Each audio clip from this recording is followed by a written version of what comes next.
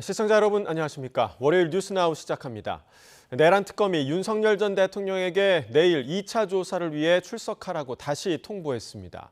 계엄 선포 직전에 진행된 국무회의 회의록 초안을 작성한 강의구 전 대통령실 부속실장에 대한 소환 조사도 진행 중입니다. 자세한 내용 취재기자 연결해서 알아보겠습니다. 이경국 기자. 네, 내란 특검이 있는 서울 고등검찰청에 나와 있습니다. 네, 특검이 당초 윤 전 대통령에게 오늘 출석하라고 통보했었는데 조사 일정을 하루 늦춘 거죠?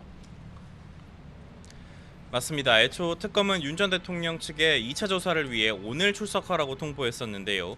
윤 전 대통령 측이 방어권을 보장해달라며 다음 달 3일 이후로 조사 일자를 바꿔달라고 요청을 했습니다. 이에 특검은 주장을 일부 받아들여 내일 오전 9시에 출석하라고 윤 전 대통령 측에 재통보한 상황입니다. 특검 측은 내일 윤 전 대통령이 납득할 수 없는 이유로 소환에 불응한다면 형사소송법 절차를 따를 수밖에 없다고 밝혔는데요. 체포영장 청구 등 강제 수사 가능성을 열어둔 것으로 해석이 됩니다. 앞서 1차 조사에서는 비상계엄 당시 국무회의 의결 그리고 외환죄 등과 관련한 조사가 이루어졌는데요. 내일 2차 조사가 이루어진다면 체포영장 집행 방해 그리고 비화폰 정보 삭제 혐의 등에 대한 조사가 집중적으로 이루어질 것으로 보입니다. 네, 그렇다면 윤 전 대통령은 내일 출석한다는 입장입니까? 일단 내부 논의를 이어가고 있고요. 오늘 오후쯤에는 결론을 내겠다는 입장입니다. 윤 전 대통령 측은 일단 특검 측이 아무런 협의 없이 조사 일정을 일방적으로 통보하고 있다면서 강하게 반발하고 있습니다. 또 수시로 불러 조사하겠다는 특검의 방침은 수사가 필요한 최소한도에 그쳐야 한다는 형사소송법의 기본 원칙에도 어긋난다는 입장입니다. 특검이 별건 수사를 통해 윤 전 대통령 신병 확보에 골몰하는 것은 실적에 대한 초조함의 발로로 보인다고 비난하기도 했습니다. 윤 전 대통령 측은 1차 조사에 투입됐던 내란 특검 박창원 총경이 지난 1월 체포영장 집행에 참여했던 당사자라며 회피해야 한다고 주장하기도 했는데요. 이를 두고 특검 측은 윤 전 대통령 변호인들이 허위 사실로 수사를 방해하고 있다면서 이를 수사할 전담 경찰관들의 파견을 요청했다고도 밝혔습니다. 윤 전 대통령 측은 오늘 이 같은 특검의 대응을 비판하는 추가 의견서를 제출했습니다.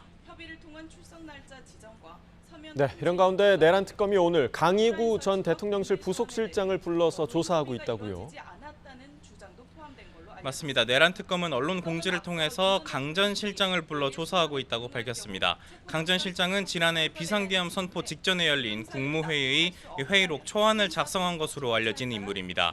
당시 회의는 5분 만에 끝났는데 40분가량 진행된 것처럼 초안이 작성됐다가 이후에 수정됐다는 의혹이 불거지기도 했습니다. 특검 측은 조사 내용은 확인이 어렵다는 입장인데 윤 전 대통령 2차 조사를 앞두고 국무회의 관련 진술을 사전에 확보하기 위한 것으로 풀이됩니다. 네, 그리고 다른 특검들도 이번 주부터 본격적인 수사에 돌입할 예정이죠. 맞습니다. 김건희 특검과 최상병 특검 모레인 다음 달 2일 현판식을 열고 본격적인 수사에 나섭니다. 먼저 광화문에 둥지를 튼 김건희 특검, 도이치모터스 주가 조작 사건과 건진법사, 명태균 의혹 등 김 여사 사건 자료를 모두 넘겨받으며 이첩을 마무리한 상태입니다. 특검 측은 사건들을 꼼꼼히 살피고 있다고 밝혔는데 다만 김 여사 측과 소환 관련 협의를 진행하진 않고 있다면서 소환 시기는 적절한 시점에 결정하겠다고 밝혔습니다. 최상병 특검은 수사팀 구성 대부분 마무리했고요. 수사 인력들도 오늘부터 본격 출근해서 업무를 시작했습니다. 그리고 최상병 특검 임성근 전 사단장에게 수사 개시 당일인 다음 달 2일 오후 2시까지 특검에 출석하라고 통보했습니다. 임 전 사단장은 최상병 소속 부대 지휘관으로서 당시 수중수색을 지시했던 인물이고요. 김건희 여사가 관련됐을 가능성이 있는 구명로비 의혹의 당사자이기도 해서 핵심 수사 대상으로 꼽히는 인물입니다. 지금까지 서울 고검에서 전해드렸습니다. 30조 5천억 원 규모의 추경 심사를 위한 국회 예산결산특별위원회가 시작부터 충돌해 야당 없이 진행되고 있습니다. 이재명 정부가 어제 발표한 내각 인선을 두고는 양당의 평가가 엇갈리고 있는데요. 이번에는 국회 연결해서 자세한 소식 들어보겠습니다. 윤웅성 기자. 네, 국회입니다. 네, 추경 심사 어떻게 진행되고 있습니까? 네, 예결위는 오전 10시부터 전체 회기를 열고 추경 심사에 돌입했는데요. 그러나 간사 인사 시간부터 국민의힘 박형수 의원은 심사 일정이 하루로 너무 짧다. 또 수박 겉핥기식 질의를 통한 졸속 심사로 정부 거수기 역할을 할 생각은 추호도 없다면서 야당 의원들과 단체로 퇴장했습니다. 이어 회의장 밖에서 기자회견을 열고 국회의 정당한 예산 심의권을 보장하지 않으면 추경안 심사에 협조하지 않겠다고 강조했습니다. 반면 민주당은 새 정부 출범으로 부처별 공석이 많아 제대로 된 질의가 어려운 상황에서 시간 끌기에 불과하다며 맞섰는데요. 차례로 들어보겠습니다. 오늘 종합정책질의를 단 하루만 실시하겠다. 내일은 소위를 하겠다. 7월 3일에는 전체 의결을 하겠다. 마음대로 일정을 다 정합니다. 우리는 허수아비입니까? 들러리입니까? 종합정책 질의 하루 하면 안 되고 이틀을 꼭 해야 한다고 하시는데요. 시간 끌기 외에 어떤 목적이 있는지 저는 의문입니다. 민주당은 오늘 하루 종합정책 질의를 진행하고 내일과 모레 예결위 소위 심사까지 마친 뒤 이르면 목요일 전체 회의에서 의결까지 추경안 처리를 속전속결로 끝낼 계획입니다. 침체된 내수 경기 활성화를 위한 골든타임을 놓쳐선 안 된다는 건데요. 반면 국민의힘은 전국민 소비 쿠폰을 재정 건전성을 악화시키는 현금 살포 포퓰리즘 정책으로 규정하고 반발하고 있습니다. 김민석 총리 후보자 인준안과 관련해선 민주당은 애초 오늘 본회의를 열고 통과시키려 했지만 우원식 의장이 다음 달 3일까지 여야 합의를 촉구하면서 한 발 물러선 상황입니다. 네, 그리고 어제 대통령실에서 추가로 내각 인선을 발표했는데 여야 반응이 극과 극이죠. 네, 이재명 대통령은 친명 좌장으로 꼽히는 정성호 의원과 윤호중 의원을 각각 법무부, 행정안전부 수장으로 지명했죠. 어제 모두 6개 부처 장관 후보자를 발표했습니다. 윤호중 의원은 오늘 인사청문회 준비 사무실로 출근하면서 지난 6개월 동안 정부 공백 상태에 따른 각종 위기를 극복하는 데에 최선을 다하겠다고 강조했습니다. 정성호 의원은 국회로 출근해서 법무부로부터 현안 보고를 받았는데 내일 광화문 출입국 관리소 사무실로 출근해 취임 일성을 밝힐 예정입니다. 민주당 원내 핵심 관계자는 YTN과의 통화에서 오선인 두 의원이 여러 차례 선거를 통해 충분히 검증됐고 국회 경험을 통해 능력도 인정받았다고 평가했습니다. 또 이재명 대통령이 중량감 있는 중진 정치인을 적재적소에 배치해 인수위도 없이 출범한 정부를 조기에 안정시키려는 의지라고 해석했는데요. 반면 국민의힘 원내 관계자는 이 대통령이 일기 내각에 현재까지 현역 의원 8명을 지명했는데 입법부와 행정부의 분리가 되겠느냐며 의원 내각제 수준이라고 비판했습니다. 특히 각 부처는 해당 분야의 경험이 많은 전문가를 모셔야 하는데 이재명 정부는 정권 호위무사를 발탁해 마음대로 해보겠다는 거라고 평가절하했습니다. 국민의힘은 김민석 총리 후보자 인준부터 막아야 한다며 오전 11시부터 각 분야 전문가 등을 불러 김 후보자에 대한 국민청문회를 열고 있는데요. 김 후보자가 배추 농사 투자로 수익을 벌었다는 걸 풍자하기 위해 배추 10여 포기를 회의장에 쌓아두는 등 여론전을 이어가고 있습니다. 지금까지 국회에서 전해드렸습니다. 이른바 코로나 전사로 불렸던 정은경 전 질병관리청장이 이재명 정부 초대 보건복지부 장관 후보자로 낙점받았습니다. 의사 출신 보건당국 수장 내정에 의료계는 기대를 나타냈지만 배우자의 코로나 관련 주식 투자 의혹이 걸림돌로 꼽힙니다. 배민혁 기자의 보도입니다. 정은경 보건복지부 장관 후보자는 2020년 질병관리청 승격과 함께 초대 청장을 맡아 2년여간 코로나19 방역을 진두지휘했습니다. 심각한 확산 상황에서도 매일 대국민 브리핑으로 차분하게 정부 방역 정책을 설명하며 국민적 동요를 줄이는 데 앞장섰습니다. 어느 시기에 엔데믹화 될 건가라는 그런 시기에 대해서는 좀 더 신중한 그런 판단이 필요한 상황입니다. 의사 출신인 정 후보자는 공공의대 설립 등 보건의료 공약 설계에도 참여해 일찌감치 적임자로 낙점됐습니다. 의정 갈등 당사자인 의료계는 일단 전향적 반응을 보였습니다. 김태구 대한의사협회장은 정 후보자를 합리적 인물로 평가했고 전공의단체도 대화 파트너가 정해져 긍정적이라며 공개 대화 요청에 화답해달라고 밝혔습니다. 다만 질병청장 재직 당시 배우자가 코로나19 진단키트 업체의 주식 등에 투자해 상당한 수익을 올렸다는 논란은 적잖은 부담입니다. 이 때문에 정 후보자가 한때 우선순위에서 밀렸다는 분석까지 나왔는데 대통령실은 인사청문회에서 소명될 거로 본다고 설명했습니다. 후보자가 인사청문회에서 청문회 절차에 따라서 소명할 것으로 알고 있습니다. 아마 청문회를 지켜보시면 많은 부분에 또 국민들이 납득하실 수 있을 거다. 저희는 이렇게 생각하고 있습니다. 이와 함께 윤석열 정부 때 임명된 오유경 식품의약품안전처장은 이번 개각에서 유임됐습니다. 홍민영 농림축산식품부 장관에 이은 두 번째 유임으로 여권 일각의 비판에도 유능함을 최우선으로 고려했다는 게 대통령실 입장입니다. YTN 배민혁입니다. 정은경 후보자는 의정 갈등과 초고령화 시기에 장관 후보로 지명돼 막중한 책임감을 느끼며 모든 국민의 기본적인 생활을 보장할 수 있는 사회 안전망을 강화하는 데 최선을 다하겠다고 말했습니다. 특히 의정 갈등의 가장 큰 문제는 불신에서 초래됐다고 생각해서 우선 의료계와 신뢰 협력 관계를 시급히 복원하고 현장의 많은 의료인의 목소리를 잘 담아 의료개혁 방안을 만들겠다고 전했습니다. 최근 남편의 주식 보유와 관련된 논란에 대해서는 보도 내용에 잘못된 내용이 많다며 청문회 과정을 통해 사실관계를 기반으로 국민께 충실하게 설명해 드리겠다고 답했습니다. 윤호중 행정안전부 장관 후보자가 경찰국 폐지 추진은 이재명 대통령의 대선 공약이었다고 강조했습니다. 또 김정관 산업통상자원부 장관 후보자는 산업과 에너지는 불가분의 관계라는 소신을 밝혔는데요. 두 장관 후보자들의 첫 출근길 발언 직접 들어보겠습니다. 경찰국 폐지는 이재명 대통령께서 후보로서 국민들께 약속드렸던 공약이라는 점을 다시 한번 확인해드리고요. 국정기획위와 함께 협의해서 방안을 모색해 가겠다는 말씀드리겠습니다.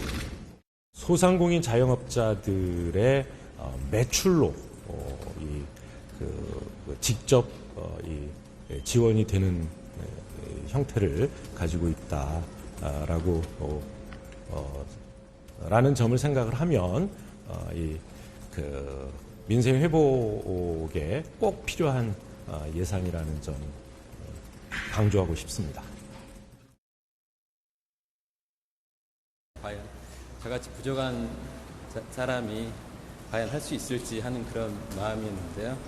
저는 우리 산업부의 역량을 믿고 있고 우리 기업인의 저력을 믿고 있습니다. 오직 우리 국익이 최선이라는 그런 관점으로 최선을 다해서 준비하도록 하겠습니다. 산업과 에너지는 불가분의 관계에 있다고 생각합니다. 특히 이제 AI 시대를 준비하면서 저는 AI 시대라는 게 머리가 반도체, 데이터 센터라면 심장은 에너지입니다. 심장과 머리가 따로 떼어 지낼 수는 없다고 생각을 하고요. 어떤 조직 개편 결과가 나오든지 간에 산업과 통상 그리고 에너지가 유기적으로 협조될 수 있도록 최선을 다하겠습니다. 이진숙 교육부 장관 후보자는 첫 출근길에서 장관 지명에 막중한 책임감을 느끼며 장관이 되면 변화와 혁신을 기조로 미래 인재를 제대로 양성하겠다고 포부를 밝혔습니다. 이 후보자는 이재명 대통령이 지방에 있는 본인을 부른 데는 이유가 있을 거라면서 교육을 통해 국가 균형 발전을 실현하려는 뜻이 담겨 있다고 생각한다고 전했습니다. 또 사교육 문제에 대해서 쉽게 한두 방법론으로는 해결할 수 없다고 지적하며 지난 대선 캠프에서 추진한 서울대 10개 만들기 전략 등 지역 명문대를 육성하고 공교육 신뢰도를 높이는 방식으로 방법론을 찾겠다고 말했습니다. 지난달 우리 경제는 생산과 소비, 투자 모두 부진한 흐름이 이어졌습니다. 1차 추경에도 산업 생산이 2달째 감소했고 소비도 반등을 못했습니다. 이승은 기자, 통계청이 발표한 지난달 산업활동 동향 전해주시죠. 네, 지난달 전산업 생산이 미국 관세 정책 영향 등으로 2달째 뒷걸음질 쳤습니다. 소매 판매는 석 달째 반등을 못했고 설비 투자도 공사 진척도를 나타내는 건설 기성도 석 달째 마이너스를 기록했습니다. 통계청이 발표한 5월 산업활동 동향을 보면 전산업 생산은 한 달 전보다 1.1% 감소했습니다. 올해 1월 마이너스 1.6% 이후 넉 달 만에 가장 큰 폭으로 줄어든 겁니다. 의약품과 반도체 조정 등으로 광공업이 부진한 영향이 컸습니다. 자동차는 미국 관세 정책과 미국 공장 가동 영향으로 두 달째 생산 감소가 이어졌습니다. 소매 판매는 의복 등에서 판매가 늘었지만 화장품 등 비내구재 등에서 줄면서 전달과 같았습니다. 지난 3월과 4월 내리 감소한 데 이어 1차 필수 추경이 집행된 지난달에도 제자리 걸음을 하면서 석 달째 반등하지 못했습니다. 설비 투자는 지난 2월 크게 증가한 뒤 조정 흐름에다 반도체 제조용 기계 등이 줄면서 4.7% 감소했습니다. 건설 기상은 3.9% 줄어 역시 석 달째 마이너스였습니다. 현재 경기 상황을 보여주는 동행종합지수 순환변동치와 향후 경기 국면을 예고해주는 선행종합지수 순환변동치 역시 동반 하락했습니다. 기획재정부는 1차 추경 집행 효과가 가시화되기 전까지 시간이 더 필요하다고 설명했습니다. 이번 달의 경우 소비심리 개선, 수출 흐름 등이 긍정적이라며 추경 집행과 통상위험 대응 노력을 지속하겠다고 밝혔습니다. YTN 이승은입니다. 지난달 국세 수입이 해외 주식 활용 등으로 지난해보다 5조 원가량 증가했습니다. 기획재정부가 발표한 5월 국세 수입 현황에 따르면 지난달 국세는 30조 1천억 원 거쳤습니다. 지난해 같은 달보다 4조 7천억 원 증가한 수준입니다. 이른바 서학개미가 이끄는 해외 주식 활황과 지난해 기업 개선 등이 증가세를 견인했습니다. 5월 소득세 수입은 18조 9천억 원으로 2조 7천억 원 늘었습니다. 지난해분 해외 주식 신고 실적 증가 등으로 양도소득세가 1조 6천억 원 증가했습니다. 법인세는 7조 원이 거쳐 1조 4천억 원이 늘었습니다. 1월에서 5월 누계 국세 수입은 172조 3천억 원으로 지난해보다 21조 3천억 원 증가했습니다. 트럼프 미국 대통령은 모든 국가에 관세 서한을 보내겠다며 한국 자동차에 낮은 관세율이 적용되는 일은 없을 거라고 강조했습니다. 우리 자동차 업계는 관세에 따른 가격 인상을 앞두고 미국 소비자 유치 총력전에 나섰습니다. 뉴욕에서 이승윤 특파원입니다. 트럼프 미국 대통령은 7월 8일 상호관세 유예 시한과 관련해 모든 국가에 특히 무역 협상 중인 나라에도 관세 서한을 보낼 수 있다고 말했습니다. We're allowing you to shop in the United States of America. You're going to pay a 25% tariff or a 35% or 50% or 10%. 일부 국가엔 10%의 기본 관세만 부과하겠지만 어떤 나라엔 최대 50%의 상호 관세를 일방적으로 통보하겠다는 의미로 풀이됩니다. 또 일본이 미국 차를 수입하지 않는데 미국은 수백만 대의 일본 차를 수입하는 건 불공평하다고 지적했습니다. 특히 한국과 일본 자동차 업체가 미국 자동차 업체보다 낮은 관세를 적용받는 협정을 체결하는 일은 없을 것이라고 강조했습니다. 미국과 무역 협상을 진행 중인 우리 정부는 한미 제조업 파트너십 등 맞춤형 카드를 제시하며 조속한 무역 협상 타결을 추진하고 있습니다. 다만 대미 수출의 27%를 차지하는 자동차 등 품목별 관세를 상호 관세와 함께 논의해야 한다는 입장입니다. 이런 가운데 관세에 따른 본격적인 미국 내 자동차 가격 인상을 앞두고 소비자 이탈을 막고 브랜드 충성도를 유지하려는 경쟁이 치열합니다. 현대자동차 그룹은 최근 뉴욕에서 한국 문화를 강조한 행사를 진행하며 6만 명 넘는 관객을 불러들였습니다. We provide immersive programming like The Forest Within to appeal to consumers and introduce them to the brand and share our heritage. 포드와 폭스바겐 등 다른 업체들도 미국 내 생산과 공정한 가격 책정을 강조하며 소비자 유치 총력전에 가세했습니다. 이런 가운데 미국 상무부가 25% 관세를 적용받는 자동차 부품의 종류를 늘릴 전망이어서 한국 자동차 업계의 고심이 한층 더 깊어질 전망입니다. 뉴욕에서 YTN 이승윤입니다. 찜통더위가 밤까지 식지 않으면서 서울을 포함한 전국 9곳에서 열대야가 나타났습니다. 오늘과 내일 전국 곳곳에 소나기가 내리겠지만 무더위를 식히기에는 부족할 걸로 보이는데요. 이 가운데 지난해 한반도의 이산화탄소 농도는 또다시 역대 최고치를 기록한 거로 분석됐습니다. 취재기자 연결해 알아봅니다. 김민경 기자, 더위가 점점 심해지고 있는데 서울에서 첫 열대야가 나타났고 폭염특보 발효 지역은 더 늘어났다고요? 네, 밤사이 서울의 최저기온이 25.6도로 올해 들어 처음으로 열대야가 발생했습니다. 지난해보다는 여드레 늦은 기록인데요. 고온다습한 남서풍이 지속적으로 유입되면서 어제 낮 동안 크게 오른 기온이 밤사이 충분히 내려가지 못했기 때문입니다. 서울을 비롯해 강릉과 대구, 서귀포 등 전국 9곳에서 밤사이 열대야가 기록됐습니다. 주말 사이 기승을 부렸던 찜통더위는 이번 주에도 계속되겠습니다. 기상청은 오전 10시를 기준으로 부산을 비롯한 남부 일부 지역과 이천 등 경기 4곳, 강릉과 삼척, 강원 남부 산간의 폭염주의보를 경보로 강화했고 가평과 남양주 등 경기 6곳, 경남 통영과 거제, 제주 남서부에도 폭염주의보를 추가로 발령했습니다. 확장한 북태평양 고기압의 가장자리를 따라 따뜻하고 습한 남서풍이 계속해서 유입되고 있기 때문인데요. 폭염특보가 발효 중인 지역은 오늘도 한낮에 체감온도가 33에서 35도를 웃돌겠고 폭염특보가 내려지지 않은 서울도 33도 등 대부분 지역에서 31도 이상 오를 전망입니다. 네, 장마 실종이란 말이 나올 정도로 요즘은 비 대신 더위만 기승인데요. 오늘과 내일은 소나기 가능성이 있다고요? 네, 오늘은 수도권과 강원, 영남을 중심으로 내일은 내륙 대부분 지역에 소나기가 예보됐습니다. 비의 양은 지역에 따라 오늘은 5에서 20mm, 내일은 5에서 40mm가 될 걸로 보입니다. 북태평양 고기압이 우리나라를 다 덮으면서 장맛비를 몰고 오던 정체전선은 북한 부근으로 밀려 올라갔습니다. 우리나라는 북태평양 고기압의 가장자리를 따라 따뜻하고 습한 남서풍이 다량 유입되면서 수증기가 풍부한 상태인데요. 여기에 낮 기온이 오르면 대기 불안정이 커지면서 소나기가 쏟아질 가능성이 큰 겁니다. 내륙 전역에 소나기 예보가 있어도 소나기는 지역에 따라 강도가 달라 같은 동네에서도 비가 강하게 쏟아지거나 안 올 수도 있어 최신 기상 정보를 수시로 확인해야 합니다. 기상청은 내일 이후로는 당분간 뚜렷한 비 소식이 없겠다며 소나기가 내리는 동안은 잠시 더위가 누그러지더라도 비가 그친 뒤에는 습한 날씨 속에 다시 기온이 오르며 무더위가 이어질 걸로 전망했습니다. 네, 무더위가 심해지니 온난화가 심각해진 게 실감나는데요. 지난해 한반도 이산화탄소 농도가 역대 최고였다고요? 네, 기상청이 오늘 이산화탄소 등 온실가스 농도 변화를 분석한 2024년 지구대기 보고서를 발간했습니다. 우리나라에는 안면도와 고산, 울릉도, 독도의 3곳에서 기후변화 원인 물질을 관측하고 있는데요.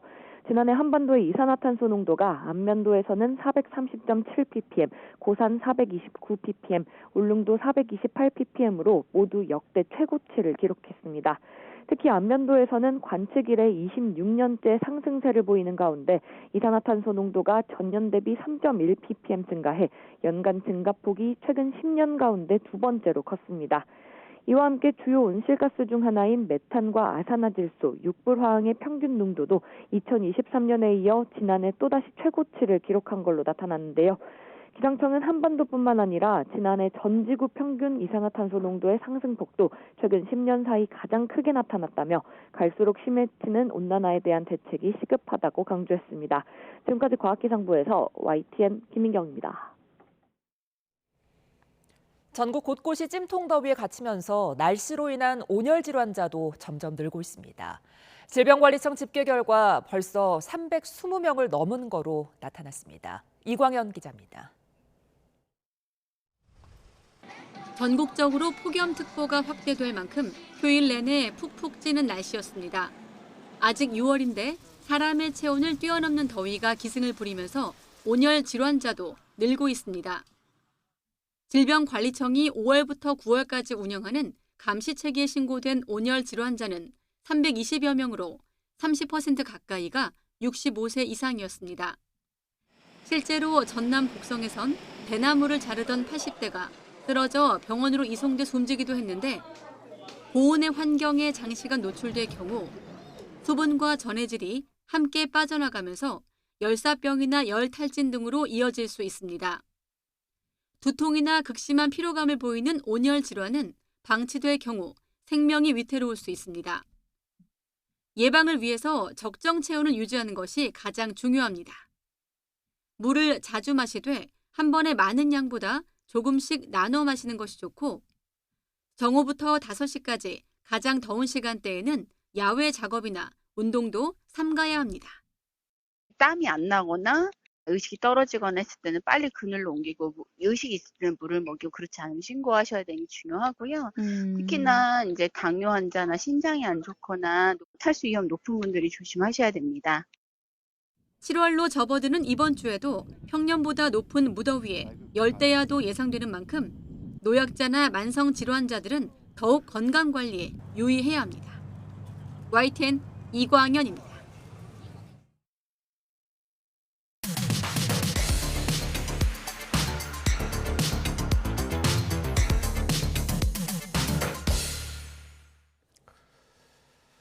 네, 각이 살아있는 정치평론 시사정각 시작합니다. 오늘도 각이 서는 두 분을 모셨습니다. 서영주 맥 정치사회연구소장, 윤희석 전 국민의힘 대변인 나오셨습니다. 어서 오십시오. 네, 안녕하세요.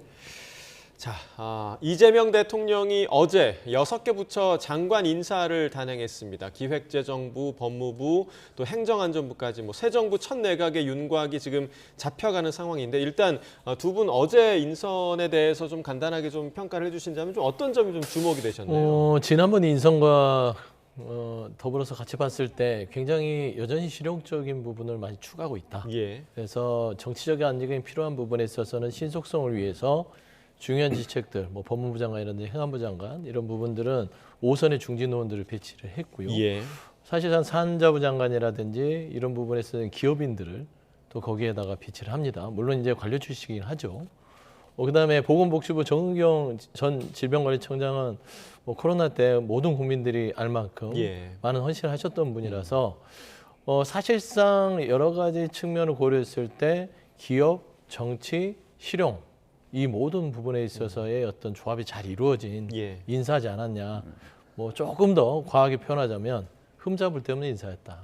네, 그렇게 말씀드리고 싶습니다. 자, 흠잡을 데 없었다 이렇게 평가를 해주셨는데 윤 전 대변인께서는 어떻게 좀 평가하십니까? 예, 제가 이제 야당의 입장이니까 좀 흠을 좀 잡아야 하는데 특별하게 흠을 잡기 좀 어려워요. 일단은 정치인을 기용해야 될 부분과 전문가를 기용해야 될 부분을 잘 선별해서 기용을 하신 듯한 느낌입니다. 예를 들어 기재부 장관의 기존에 이제 상임위원장 오래 하셨던 분이 물망에 오르고 했었는데 분명히 그분을 만약 임명을 했다면 여러 문제점들이 발생할 가능성이 있고 비판의 소지가 좀 있었습니다만은 구윤철 장관 후보자를 지명한 것을 봐도 전문성 측면에서 특히 지금 경제가 어려운 상황에서 어떠한 인사를 발탁해야 하냐에 대한 원칙을 잘 갖고 인사를 하신 듯해 보이고요.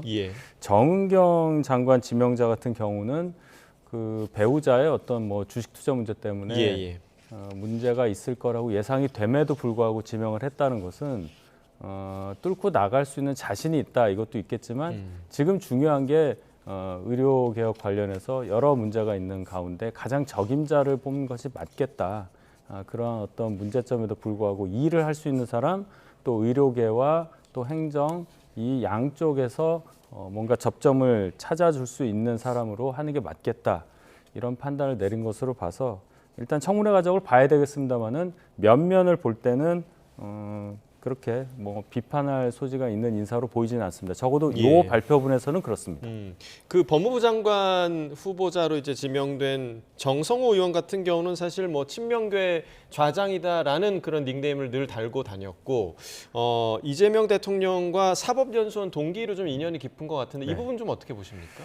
일단 정성호 의원님이 국회에 오래 계셨고 또 저희하고 이제 반대되는 당이 계시지만은 쭉 합리적인 분이라는 평가를 받아왔던 분이기 때문에 법무부 장관으로서 능력을 발휘할 수 있다고 기대합니다. 특히나 법무부가 지금 추진해야 될 여러 가지 개혁 부분, 검찰 개혁이라든지 여러 문제를 추진함에 있어서 조금이라도 잡음을 줄이면서 실제적으로 성과를 내는 그 과정에 있어서 그래도 다른 분들보다 민주당에서 발탁할 수 있는 인사 중에는 가장 최적임자가 아닌가. 그만큼 대통령의 어떤 의중을 잘 파악하고 있다는 것에 더해서 법조인 출신이고 국회에 오래 계셨기 때문에 가장 첨예하게 대립이 예상되는 사안에 대해서 가장 유연하게 대처할 수 있는 분이 아닐까 이런 기대를 해봅니다. 예, 법무부 같은 경우는 지금 검찰 개혁을 비롯한 사법 개혁에 칼을 쥐고 있는 그런 상황이기 때문에 그렇습니다. 정성호 의원이 이제 어떤 스타일로 그런 개혁을 이끌어 나갈지 어떻게 좀 예상하십니까? 그러니까 법무부 장관의 임명을 말하기 앞서서요. 일단 전체적으로 인선 자체가 국정 철학이 정확하게 드러나 있는 인선입니다. 예를 들면 검찰 개혁 부분도 반드시 해야 될 그 대선 공약의 하나였고요. 그다음에 AI에 있어서 3대 강국 실현, 이것도 말하자면 두산 에너빌리티 출신을 갖다가 산업부 장관을 앉힌 것도, 기재부 장관도 같이 한 문구로 이제 진행이 되겠죠. 그다음에 의료 개혁도 이거는 완수를 해야 됩니다. 물론 의료 갈등도 있지만 개혁도 국민들의 어떤 의료 서비스를 위해서는 필요한 부분이에요. 그다음에 지방분권 중요하지 않습니까? 본인의 대선 공약이었지만 5대 메가시티, 3대 광역 특별권으로 나눈다는 걸, 그걸 또 김경수 전 지사가 주장했던 바고, 그분이 이제 지방시대 위원장으로 임명을 하면서 이 국정에 대한 큰 길목에 적임자들을 앉혔단 말이에요. 이 말은 뭐냐면 일을 하겠다는 겁니다. 근데 일을 하되 지난 어떤 정부에 있어서의 비쳤던 부분에 있어서의 반면교사를 삼아서 힘으로 누르지는 않겠다. 그러니까 정성호 의원 자체를 법무장관으로 한 것은 여기가 일단 합리적이고 온화하면서 원만합니다. 하지만 원칙주의자거든요.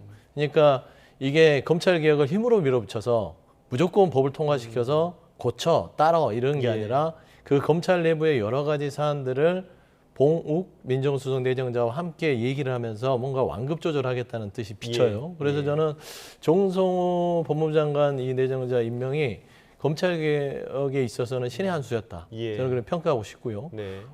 그다음에 이제 보면은 봉욱 민정수석 자체도 지난번에 이제 그 이분도 특수통이잖아요. 그다음에 이제 검찰에 오래 있었고 여러 가지 그 안에서의 시각은 다를 수 있으나 검찰 개혁도 그 안에 있는 면면을 아는 사람이 예를 들면은 수술도 그 안에 어떤 모습으로 있는지를 아는 사람이 수술해야지 모르는 사람이 와서 했다가는 잘못하면 생사람 잡을 수 있기 때문에 저는 그런 면까지 고려한 검찰의 개혁이라서 저는 이 부분도 여러 가지로 세심하게 고려된 인선이 아니었을까. 좀 그렇게 생각합니다. 알겠습니다. 자, 지금 말씀 나누는 중에 날씨 관련 속보가 들어와서요. 먼저 좀 전해드리겠습니다. 서울에 오늘 12시부터, 지금 시각이 12시 7분 넘어가고 있는데요. 12시부터 올해 첫 폭염주의보가 내려졌습니다. 기상청은 오늘부터 서울 지역의 체감온도가 이틀 이상 33도를 웃돌 것으로 보이면서 폭염주의보를 발령한다고 밝혔습니다. 이와 함께 가평 등 경기 일부 지역에도 폭염 경보가 확대 발령됐습니다. 서울에 올해 첫 폭염주의보가 내려졌다는 날씨 속보가 조금 전에 전해졌습니다. 관련 소식 또 추가로 들어오는 대로 계속해서 전해드리겠습니다. 자, 지금 검찰개혁과 관련한 이제 법무부 장관 인선과 관련된 이야기를 좀 하고 있었고요.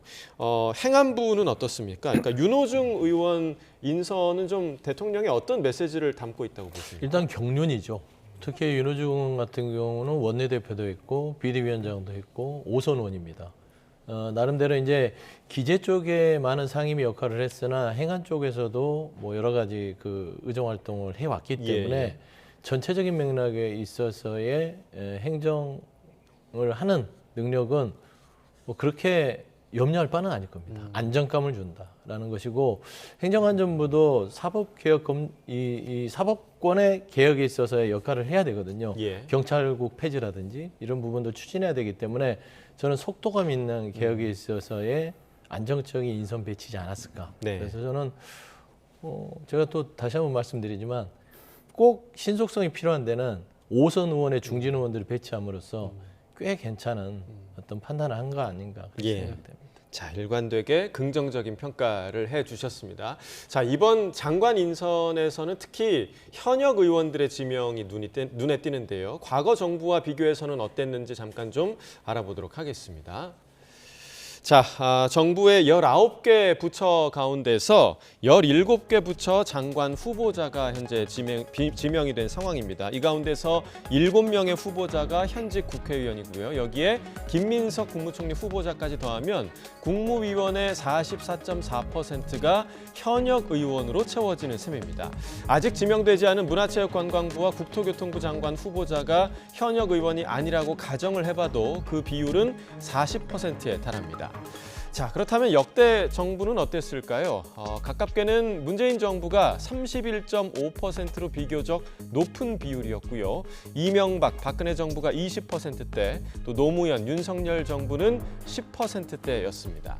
자, 이렇게 의원과 장관을 겸직하게 되면 정부 입장에선 당정 간의 호흡을 맞춰서 새 정부의 국정 철학을 적용시키는 데 유리한 점이 있고요. 그동안 지명된 현직 의원이 청문회에서 낙마한 사례가 없었다는 점에서 인사청문회 문턱을 낮추는 효과도 있습니다. 하지만 겸직으로 인한 입법부의 공백을 우려하는 시선도 적지 않은 상황인데요. 이 새 정부의 인선과 관련한 여야의 상반된 반응을 들어보겠습니다. 입법과 국정의 균형을 책임져야 할 현직 의원들을 줄줄이 내각에 집어넣는 건 대한민국을 의원 내각제로 착각하는 행태입니다. 문재인 정부와 이재명 정부는 갑작스런 대통령의 탄핵 파면으로 인수위가 없는 정부가 출범했다는 공통점이 있죠. 그렇기 때문에 급격하게 빠른 속도로 정국을 안정시키고 새로운 개혁을 이뤄야 할 공동의 목표가 있던 정권입니다. 네, 자, 어제 국민의힘에서는 논평에서 이제 이런 내용이 나왔더라고요. 의원 내각제인 줄 착각하는 것 같다, 이런 비판이 나왔는데, 사실 지금 조금 전에 이제 윤 전 대변인께서는 전체적인 인선을 좀 긍정적으로 평가를 하셨는데, 이러한 비판은 좀 어떻게 보십니까? 제가 긍정적으로 본 것은 이번에 발표된 6분에 대한 예, 것이었고, 이제 의원분들이 너무 많다는 지적에 대해서 비판 소지가 있긴 하죠. 박성훈 대변인이 말씀하셨지만은 그렇게 되면 그 현역 의원인데, 특히나 이제 지역구를 대표하는 의원들 같은 경우에는 의정 활동과 장관의 활동을 같이 하기가 굉장히 어렵지 않느냐. 장관 활동에 집중을 할 텐데, 그리고 의정 활동을 어떻게 하느냐. 표결할 때만 들어올 거냐.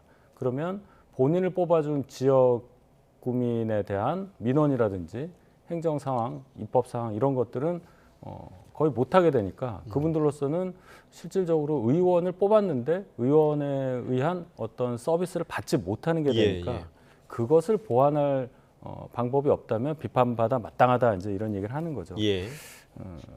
장점도 있습니다. 말씀하셨듯이 이제 국정 철학을 이해하는 데 도움이 된다. 근데 이제 이것은 우리 제도가 재헌헌법부터 내각제와 대통령제를 절충한 상태로 출발했기 때문에 어느 정도 있을 수밖에 없는 사안이긴 합니다. 우리 총리를 갖고 있잖아요. 대통령제 국가에서 총리를 갖고 있다는 것 또한 어떻게 보면은 굉장히 특수한 경우인데, 프랑스하고는 또 얘기가 다릅니다. 그건 이원 집정부제니까요. 이런 여러 가지가 섞여 있으니까 앞으로 뭐 개헌 논의가 있을 가능성이 높은데, 그 과정에서도 장관이 그런 의원을 겸직하는 것이 맞냐, 이 부분에 대해서도 열어놓고 토론하는 그런 과제로 남기는 것이 맞지. 지금 이 상황에서 우리가 이제 내각제다라고 비판만 하기에는 지금 우리 헌법이 그렇게 돼 있지 않다는 말씀 제가 드리고 싶습니다. 지금 지역구 문제도 지적을 해주셨고, 그러니까 의원 한 사람 한 사람의 입법 활동에도 좀 문제가 생기는 거 아니냐, 이런 비판이 있을 수밖에 없거든요. 네, 그런 아쉬움은 있을 수 있죠. 그러니까 제도적인 그 미비점에 대해서는 비판할 수 있으나, 전체적으로 그 제도의 미비점보다는 지금 현재 국정 상황이 녹록지 않다라는 점은 동의하실 것 같아요. 앞서 그래프에도 그랬지만, 문재인 정부가 이 현역 의원들을 그 국무위원으로 쓸 수밖에 없었던 건 인수위가 없었기 때문이고, 인수위가 없었다는 것은 뭔가 신속하게 자리를 잡아야 될 필요성이 있는 것이죠. 그러면 본인과 대통령과 호흡을 맞췄던 국회의원들을 쓸 수밖에 없는 사정은 부인할 수 없을 것 같아요. 노무현 전 대통령 정부와 윤석열 정부와 비교했을 때 거의 수치가 13.5% 비슷하긴 한데, 윤석열 정부는 3년 했잖아요. 절반밖에 안 했는데 그 정도면 제 생각에는 만약에 남은 임기가 있었다면 한 22%, 박근혜, 이명박 정부 수준을 채웠을 것 같습니다. 저는 개인적으로는 사실상 그 국무위원들은 정치인들이 하는 게 맞는 거는 같아요. 왜냐하면 그 전체적인 국정 철학에 대한 방향을 잡아주는 것이지, 장관들이 실무를 하거나 어떤 전문적인 지식에 대한 것들에 대해서 페이퍼나 보고서를 쓰는 자리는 아닙니다. 그런 자리들은 그 밑에 있는 아주 전문가들이 있을 것이고, 그런 전문가들을 잘 활용해서 그 방향을 가지고 잘 이끌어내는 정치력을 발휘하는 자리가 국무위원 자리가 아닐까라고 생각했을 때는, 저는 어떤 정부가 들어서더라도 정치인 장관들이 많이 나왔으면 좋겠다라고 좀 생각이 되고요. 저 두 번째 마지막으로 말씀드리면, 저는 국무위원들이 지역구를 비운다 하더라도 그게 저는 장기간은 아니기 때문에 나름대로 또 그 지역의 지역민들에게 또 장관을 하면서 또 여러 가지로 물론 그래서는 안 되겠지만 그래도 손은 안쪽으로 기우는 거 예. 아니겠습니까? 저는 그런 측면에서는 또 지역구민들 입장에선 아 내가 뽑았던 국회의원이 장관까지 됐네 라는 그런 또 자부심을 느낄 수 있는 한쪽도 이 긍정적인 면도 있기 때문에 예. 저는 일단 전체적인 틀에서는 제도적으로 보완을 해야겠으나 또 꼭 다 나쁜 점만 있는 건 아니다. 네. 좀 그렇게 생각합니다. 자, 그 청문회 문제는 어떻습니까? 그러니까 그동안 이제 의원 출신, 그러니까 현역 의원 출신 후보자들이 낙마한 사례가 지금까지 없다고 하더라고요. 이 부분은 좀 어떻게 보세요? 그러니까 이제 청문회를 통과하기 위해서라도 그럼 장관을 현역 의원으로 보임을 한다. 이제 이런 비판이 있을 수가 있죠. 그렇게 되면 청문회 제도의 취지가 몰각이 되고 예. 정치인 출신으로는 계속 하려는 경향이 있다. 근데 지금 민주당은 워낙에 의석수가 많아서 그것 때문에 그런 것 같지는 않고 그런 이제 추세를 보니까 그렇더라 하는 이제 얘기가 나오는 거죠. 어떻게 보면은 이 청문회에서 보면 이게 날선 이 질문들을 하는 분이 같이 의정 활동을 하던 분들이니까 10개 물어볼 것도 한 5개만 물어보고 깊게 들어갈 것도 좀 얕게 들어오고 할 수밖에 없는 게 인지상정이라고 봅니다만은 예. 또 이런 것도 있습니다.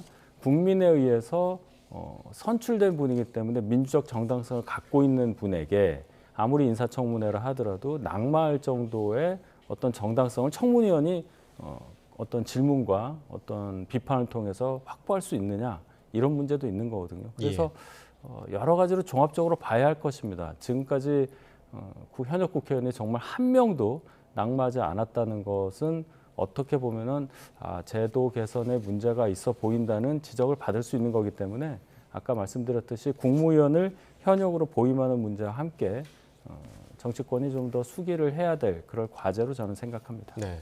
어제 발표한 인선과 관련해서 이제 여러 말들이 나오고 있는 인선 중에서는 일단 그 정은경 복지부 장관 후보자는 이제 남편 관련 논란이 이전부터 지금 계속해서 이어져 오고 있는데 이 부분은 대통령실에서는 충분히 스스로 이제 소명을 할 것이다 이렇게 좀 믿고 있는 것 같습니다. 아마 나름대로 면밀하게 살펴보지 않았을까요? 예. 그러니까 정은경 복지부 장관 후보자 좀 아깝잖아요.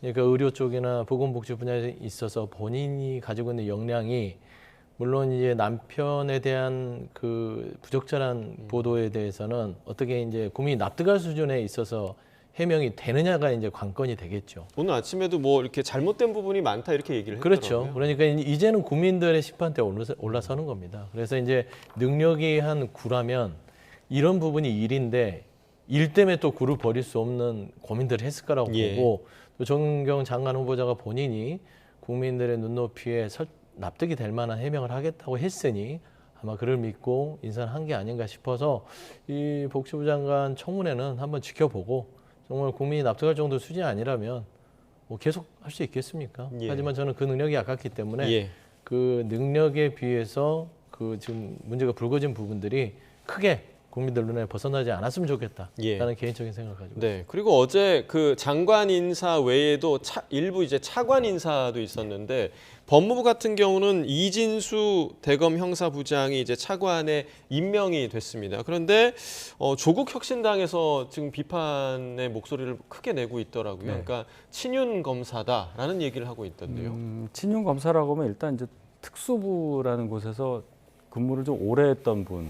그래서 윤석열 대통령이 이제 특수부 출신이니까 뭐 연이 있지 않냐 이런 얘기를 많이 해야 되는데 제가 알기로는 이준수 신임 차관은 형사부 출신이라고 알고 있습니다. 그래서 이 임명 배경에 대해서도 가장 많은 검사들이 속해 있는 형사부, 즉 검사들의 이 실무에 대해서 그 고충을 잘 이해하고 현황을 잘 알고 있다. 그런 차원에서 적임자다 이런 설명을 들었습니다. 그래서 이제 검찰에 있었다는 이유만으로 이제 윤석열 대통령과 자꾸 연관시켜서 비판을 하는 조국 신당에서의 어떤 반응이라고 보는데 이진수 차관이 정말 윤석열 대통령과 가까웠다면 일을 하는 과정에서 뭐가 나오겠죠. 그렇게 지켜봐야 하는 상황. 경력으로만 보면 제가 볼 때 그 비판은 그렇게 타당해 보이지는 않습니다. 예. 자, 그리고 이제 지금 19개 부처 중에서 17곳의 장관 후보자가 지명이 됐고 남은 건 국토부 장관, 문체부 장관 자리입니다. 특히나 이제 국토부 장관 같은 경우는 지금 뭐 이제 부동산 규제 정책도 좀 나왔고 이 부분에 있어서 좀 신중함을 기하는 것이 아닌가라는 예상이 좀 되는데요. 앵커께서도 신중한 어떤 자세, 태도를 보이고 있지 않겠냐라고 하는 것들은 부동산 문제가 그만큼 어렵기 때문이죠. 예민하고요. 신중하게 접근해야죠. 그냥 국토부 장관 자체가 뭐 적절한 적임자를 앉혀놓는다고 정부가 앉혀놨다간 시장 신호가 잘못 갈 수 있어요. 이 사람의 정책들이 그래도 이력이 쫙 있을 거 아닙니까? 그러면 이 사람은 부동산에 대해서 규제를 완화하는 쪽인가, 아니면 규제를 뭐 강화하는 쪽인가, 이런 성향이 나타나기 때문에 시장에 신호를 줄 수 있어서 지금 현재 부동산 정책이 시행되는 마당에 그 인사를 지금 하는 것들이 안 좋다고 판단하지 않았나 싶어요. 지금 현재 이제 정부가 던진 6억으로 제한하는 여러 가지 이제 규제 정책을 좀 세게 들어갔는데 이것도 이제 시장 반응을 봐야 될 거 아닙니까? 그리고 나서 국토부 장관 임명해도 늦지 않다. 이 국토부 장관 부분은 그렇게 시급한 문제가 아니에요. 중요한 건 부동산이 어떻게 정부가 원하는 방향대로 갈 수 있느냐는 방향키를 잡고 들어가는 게 중요하지. 그래서 저는 국토부 장관은 조금 더 시장 상황을 보고 임명해도 늦지 않았고요. 문체부 장관 쪽은 잘 모르겠습니다. 뭐 일단 여러 가지 많은 사람들이 그 장관 물망에 올라 있어서 그거를 추리느라고 지금 늦어지는 것 같은데 일단은 뭐 나름대로 인선은 거의 마무리되는 것 같아서 그렇게 그 정도의 빈자리 정도는 아직은 좀 기다리면 하지 않을까 생각합니다. 자, 지금 언급해 주신 그 금융당국의 주담대 규제와 관련해서 그 금융당국과 대통령실 간에 약간의 좀 엇박자가 중간에 좀 있었던 것 같아요. 이 부분은 왜 그랬던 겁니까? 제 생각에는 이제 내부 사정을 모르지만은 아마도 소통 과정에서 뭔가 좀 오류가 있지 않았느냐. 금융당국이 회의를 통해서 이렇게 중요한 결정을 내렸는데 대통령실도 모르고 있었다고 대변인이 얘기를 했기 때문에 혼선이 빚어지고 나중에 이제 그걸 수정을 했어요. 어떻게 보면 아직 새 정부가 출범한 지 한 달이 안 돼서 손발이 안 맞는 거 아니냐 이런 지적을 받을 수 있게 돼. 중요한 건 이제 그 내용입니다. 어떤 가격에도 상관없이 주담대 6억으로 제한을 한다. 결론은 소위 갭 투자라고 하는 것이 불가능할 수준으로 이제 대출을 줄이는 거 아니겠습니까? 역으로 보면은 현금이 많은 사람만이 집을 살 수 있게 돼서 어떤 좀 고가 주택은 더 올라갈 가능성이 있고 거기에 따라서 또 사회적으로 여러 가지 뭐 상대적 박탈감이라든지 또 주변 지역이 또 같이 올라가는 효과도 나올 수 있다. 이런 비판도 있어서 이것은 말씀하신 대로 시장의 반응을 봐야 되겠는데 이렇게 정권 초기부터 부동산 문제에 대해서 저희가 집중하는 상황이기 때문에 더더욱 국토부 장관의 임명 문제는 빨리 돼야 한다고 저는 생각합니다. 그런데 아마도 정부에서는 새로운 행정부에서는 국토부 장관을 누구로 임명하는 것 때문에 시장에 또 다른 신호를 줄까 봐 아마 많은 고심을 하고 있는 걸로 보입니다. 만약에 문재인 정부 때처럼 정치를 임명했을 경우에 역효과가 난다는 얘기죠.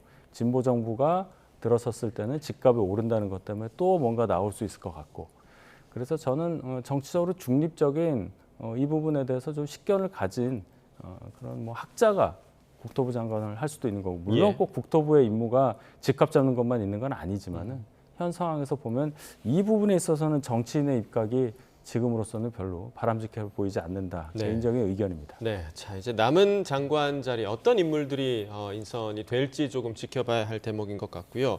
자 그리고 김민석 총리 후보자의 인준도, 총리 인준도 지금 문제입니다. 민주당은 7월 3일 본회의에서 총리 인준과 더불어서 뭐 추경안 처리 그리고 상법 개정안까지 통과를 시키겠다 이런 방침을 갖고 있는데 지금 국민의힘에서는 국민청문회를 열어서 김민석 총리 후보자에 대한 검증을 이어가겠다 이런 입장을 밝히고 있는데요. 관련한 여야 반응을 들어보겠습니다. 인사청문회 준비 기간 동안 그렇게 김민석 후보자를 음해하고도 분이 풀리지 않았습니까? 이틀간의 인사청문회를 거치고도 국민을 설득하지 못한 실력이 창피합니까? 국민의힘이 허위사실 유포, 각종 망언, 헛다리 짚기, 조작 현수막질까지 동원했지만 최근 여론조사 결과를 보면 국민은 이미 김민석 후보자를 인준한 것 같습니다. 첫 번째 조각이고 의원 출신이니까 라고 해서 박수 쳐주는 분위기가 있었는데 문제 제기된 흐름을 이제 언론 통해서 알려지지 않은 상태에서 여론조사가 진행됐던 게 막 발표가 되더라고요. 그래서 그런 수치가 덜 반영됐다라는 말씀을 드리고 싶습니다. 그리고 여론조사로만 한다고 하면 인사청문회를 뭐하러 합니까? 그렇죠. 근데 이번에 네, 지금 마지막에 이제 김희정 의원 같은 경우는 여론조사로 할 거면 청문회 뭐하러 하냐. 왜냐하면 지금 김민석 후보자와 관련해서 여론조사 결과가 계속해서 지금 인용이 되고 있는 상황이기 때문에 이러한 비판은 좀 어떻게 보십니까? 맞는 말씀하셨어요. 여론조사를 할 것 같으면 인사청문회 뭐 하려 합니까? 지난 정부에서 한덕수 전 총리 여론조사를 하면 낙마했어야죠. 그렇지 않습니까? 여론조사를 하는 게 아니에요. 이거는 정치적인 판단과 협치, 합의 이런 부분들 아니면 국민의 눈높이에 맞지 않아서 어쩔 수 없이 물러나거나 저는 그런 상황이 아니고서는 이 김민석 총리 후보자가 지금 현재 국민의힘에서 말하는 대로 또 억지로 장외에서 국민청문회를 통해서 다시 검증을 받아야 된다. 그거는 국민들이 납득하지 않을 거예요. 저는 국민의힘에 조언을 좀 드린다면 좀 영리한 전략들을 써라. 야당이기 때문에 좀 어깃장도 놓고 파행도 하고 하는 것까지는 이해는 하나 현실적으로 총리 인준을 본인들이 반대한다고 어떻게 막아설 수 있습니까? 지난 정부에서는 민주당은 164석이었기 때문에 막을 수 있었죠. 그럼에도 불구하고 그래도 새 정부의 첫 출발, 그래서 국민들이 보기에 발목 잡기로 비춰지는 것은 여러 가지로 좋지 않으니 일단 한의문이니까 통과시켜주자. 민주당이 당시에 164석으로도 당론 찬성으로 통과시켜줬습니다. 여론도 안 좋았어요. 그거를 상기해서 국민의힘이 전략을 짠다면 저는 조금 더 모양새가 좋지 않을까 그런 말씀을 좀 드립니다. 만약에 정말 국민청문회를 연다면 그러니까 청문회에서 우리가 봤던 그 내용 이상의 또 새로운 내용이 나올 수 있을까 이런 의문의 시선도 좀 있습니다. 나올 거는 뭐 다 나왔다고 봐야죠. 저희가 이제 소수 야당으로서 할 수 있는 일은 사실은 어떤 뭐 의결 과정에서 영향력을 미쳐서 의결을 좌지우지한다 이런 것은 불가능하고요. 국민들께 이 실상을 정확하고 효과적으로 전달하는 것 그것이라고 생각합니다. 그렇기 때문에 그 방법으로서 국민청문회라는 방법을 택했다고 봐야 하는데요. 그만큼 김민석 후보자가 청문회 임하는 과정, 지명돼서부터 청문회까지 한 2, 3주 걸렸는데 그 사이에 일어났던 여러 가지 의혹들에 대해서 전혀 저희 입장에서는 객관적으로 인정할 수 있는 해명을 하지 않았다. 증거조차 내지 않았고 증인 전혀 없는 청문회를 이틀 동안 그냥 했다는 이유만으로 또 의석수 많다는 이유만으로 인준이 돼서 총리로 임명돼서 일을 하는 그것은 저희가 받아들일 수 없다. 이런 표현이겠죠. 자료를 내지 않았기 때문에 저희 입장에서는 나오는 의혹들을 계속 반복해서 국민들께 전달하는 것밖에 할 수 없다. 이 말씀 다시 반복하는데 이거는요. 계속 남아있을 겁니다. 국민들께 이게 계속 반복적으로 계속 전달이 됐기 때문에 뭐 현금으로 뭐 10몇 억을 써서 뭐 자료 없이 그냥 넘어갔다. 뭐 배추 농사에서 뭐 2억을 투자했는데 얼마씩 벌어서 유학 비용에 됐다. 이런 것들은 국민들이 아무리 민주당 정부를 지지하려고 하더라도 이거는 이해를 못하는 상황이기 때문에 김민석 후보자 개인은 물론이고 민주당에게도 두고두고 부담이 될 것만은 확실하다. 이 말씀은 꼭 강조합니다. 네, 그러니까 김민석 후보자와 관련해서는 여전히 여야의 이견이 지금 부딪히고 있는 그런 상황이고요. 그리고 또 부딪히는 부분이 바로 원구성이었습니다. 그러니까 지난 금요일에 법사위원장 또 예결위원장을 이 자리에 결국 민주당 의원들이 선출이 됐는데 이 부분에 대해서 지금 국민의힘 나경원 의원 지금 로텐도홀에서 농성에 들어간 상황인데요. 이와 관련한 좀 반응 보시고 이야기 나누겠습니다. 법사위는 원장을 갖는 것이 법치 수호를 위한 최후의 방어선이란 말씀을 드리는 것이고 이것을 그대로 갖겠다는 것은 입법 독재의 선언입니다. 바로 이재명 대통령 방탄 선언이라고 봅니다. 법사위원장을 가져야지만 지금 이재명 대통령의 재판 리스크는 그대로 진행이 되고 있습니다. 재판 5건 중에서 3건은 기일을 추후 지정, 한마디로 재판을 언제 할지 모른다고 추후 지정의 상태로 가고 법원에서 얘기한 거는 헌법 제84조 하나를 들었는데 헌법 제84조는 새로운 형사 소추를 말하는 것이지 이미 진행된 형사 재판을 정지하는 것은 아닙니다. 본청에서 논송 중인 나경원 의원은 계엄 당일 내란 수계 윤석열과 통화했고 윤석열 체포를 앞장서 반대한 분입니다. 지금은 국무총리 인준을 볼모로 해서 법사위원장 자리를 내놓으라고 생떼를 쓰고 있습니다. 민주당은 더 이상 기다리지도 좌시하지도 않겠습니다. 내란으로 민생경제를 망친 세력이 민생경제를 회복시키려는 노력까지 방해하는 것을 더 이상 두고 보지 않겠습니다. 민주당은 오늘 이 시간부로 민생 방해 세력과의 전면전, 민생 전면전을 선언합니다. 자, 김병기 원내대표 전면전을 선언했고요. 그리고 뭐 여러 가지 나경원 의원의 투쟁, 농성과 관련해서 여러 뭐 정치 쇼다, 뭐 캠핑하는 거 아니야 이런 비꼬는 말들도 굉장히 나오고 있는데요. 어떻게 네. 좀 바라보고 있습니까? 그러니까 뭐 김민석 총리 후보자에 대해서도 이미 게임이 끝난 상황에서 국민청문회, 나경원 의원 같은 경우도 이게 의결이 다 끝났어요. 법사위원장이랑 예결위원장. 이미 끝난 게임을 가지고 또 이제 계속해서 어깃장을 놓는 것인데 네. 이건 철저하게 본인 선거를 정치를 하는 거죠. 당권 도전을 앞으로 이제 염두에 두고. 국민의힘에서 어떻게 벌려질지 모르겠으나 예. 당권 레이스가 벌어지면 내가 이렇게 전투력이 있고 내가 싸울 수 있다. 이거를 저는 내세우기 위해서 지금 선거운동하고 계신 거예요. 그리고 뭐 84조 얘기를 하는데 84조 얘기도 법원이 결정했는데 그거 뭐 더 이상 논박이 없습니다.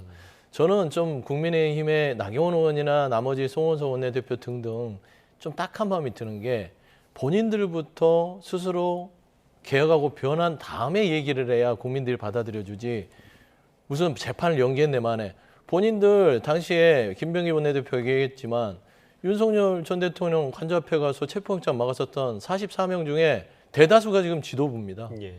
여전히 내란 우두머리를 옹호했던 사람들이 거기에 대해서 철저히 반성도 하지 않으면서 어떻게 여당하고 싸울 수 있어요? 국민들은 그럴걸요? 당신들은 왜 반성 안 해?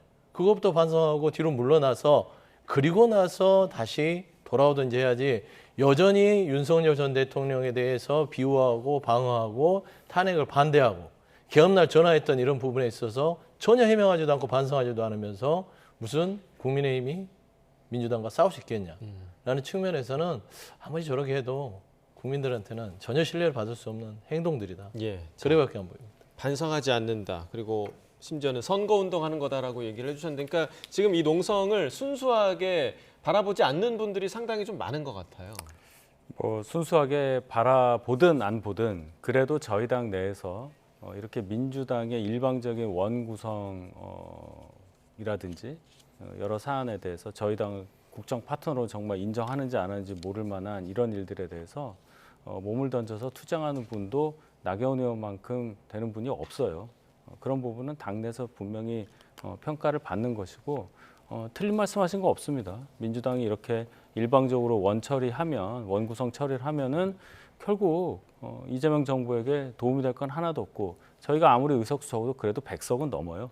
여러 가지로 국민 여론도 저희가 어느 정도 영향을 미칠 수 있고 저희가 하기에 따라서는 이 국면을 전환할 수도 있다고 보기 때문에 야당으로서 이러한 투쟁 전략은 충분히 인정받을 수 있다고 저는 생각합니다. 예. 자, 그리고 이어서 주말에 있었던 윤 전 대통령 특검 수사 관련된 내용도 좀 짚어보도록 하겠습니다. 사실 과거 전직 대통령의 특검 수사도 몇 차례 있었는데 당시 이제 포토라인에 서면서 나름 사과의 말들을 많이 했던 걸로 저도 기억을 합니다. 뭐 송구스럽습니다. 국민들 앞에 송구스럽다. 이런 얘기들을 했는데 윤 전 대통령 같은 경우는 뭐 기자들의 여러 질문에도 그냥 묵묵부답으로 들어갔거든요. 이 장면 좀 어떻게 보셨습니까? 그러니까 여전히 반성하지 않는다. 반성하는 척도 안 한다라는 것이죠. 본인이 12월 3일 날 저질렀던 정말 그 중대한 범죄 행위에 대해서 최소한 본인 안에서 무죄를 확신한다 하더라도 전직 대통령이라고 우리가 호칭을 쓰지 않습니까? 그러면 국민 앞에 송구하다는 말 한마디를 못합니까? 저는 눈 뜨고 보기에 참 참담하더라고요. 저분이 과연 3년 동안 대한민국을 책임졌던 대통령인가? 저만 그럴까요? 모든 국민들이 그런 상황일 것이고 사실상 이 특검을 대하는 태도 자체도 그렇습니다. 피의자일 한 사람일 뿐이지 지금 대통령이 아니지 않습니까? 그럼에도 불구하고 범죄 조사를 받아야 될 피의자가 변호사를 통해서 들어가네 만에 지하주차장을 열어라. 비공개로 해라. 그러면 내가 성실하게 받겠다. 조건을 내걸어서 하는데 대한민국 그 누가 피의자가 검찰에 그렇게 할 수 있을까요? 저는 이런 부분에 있어서는 정말 한치의 인정도 없이 특검이 철저히 조사해야 되고 일반 피해자와 똑같은 대우를 통해서 하는 것들이 국민적인 도리가 아닐까. 예. 저는 윤석열 전 대통령의 이 같은 행동들은요. 스스로 국민들한테 매를 버는 행동이다라고밖에 볼 수 없습니다. 어제 그 조사를 받는 과정에서도 15시간 조사였는데 그중에서 한 5시간 정도만 실제로 조사를 받았다는 얘기도 나오고 있고, 그러니까 지금 조사를 받는 중에도 여러 가지 특검과의 신경전이 좀 이어지고 있다라는 느낌을 좀 지울 수가 없는데, 이런 좀 뭐랄까요, 좀 왜 이렇게 법기술을 동원을 하느냐라는 그런 비판에는 좀 어떻게 답하시겠습니까? 일단 윤 전 대통령 입장에서는 특검에서 수사하고자 하는 이 개헌 관련 부분에 대해서 정당성을 갖고 있다고 판단하기 때문에 예. 이 수사에 대한 어떤 정당성 이런 것에 대해서 다른 분들이 보는 것과는 시각이 많이 다를 거라고 봅니다. 그리고 일단 형사 피의자로서 특검에 출두한 이상 물론 조사를 받기 위해서 간 건 맞지만 여러 가지로 본인의 방어권을 제한할 수 있는 상황에 대해서는 충분히 항의를 할 수가 있는 거고요.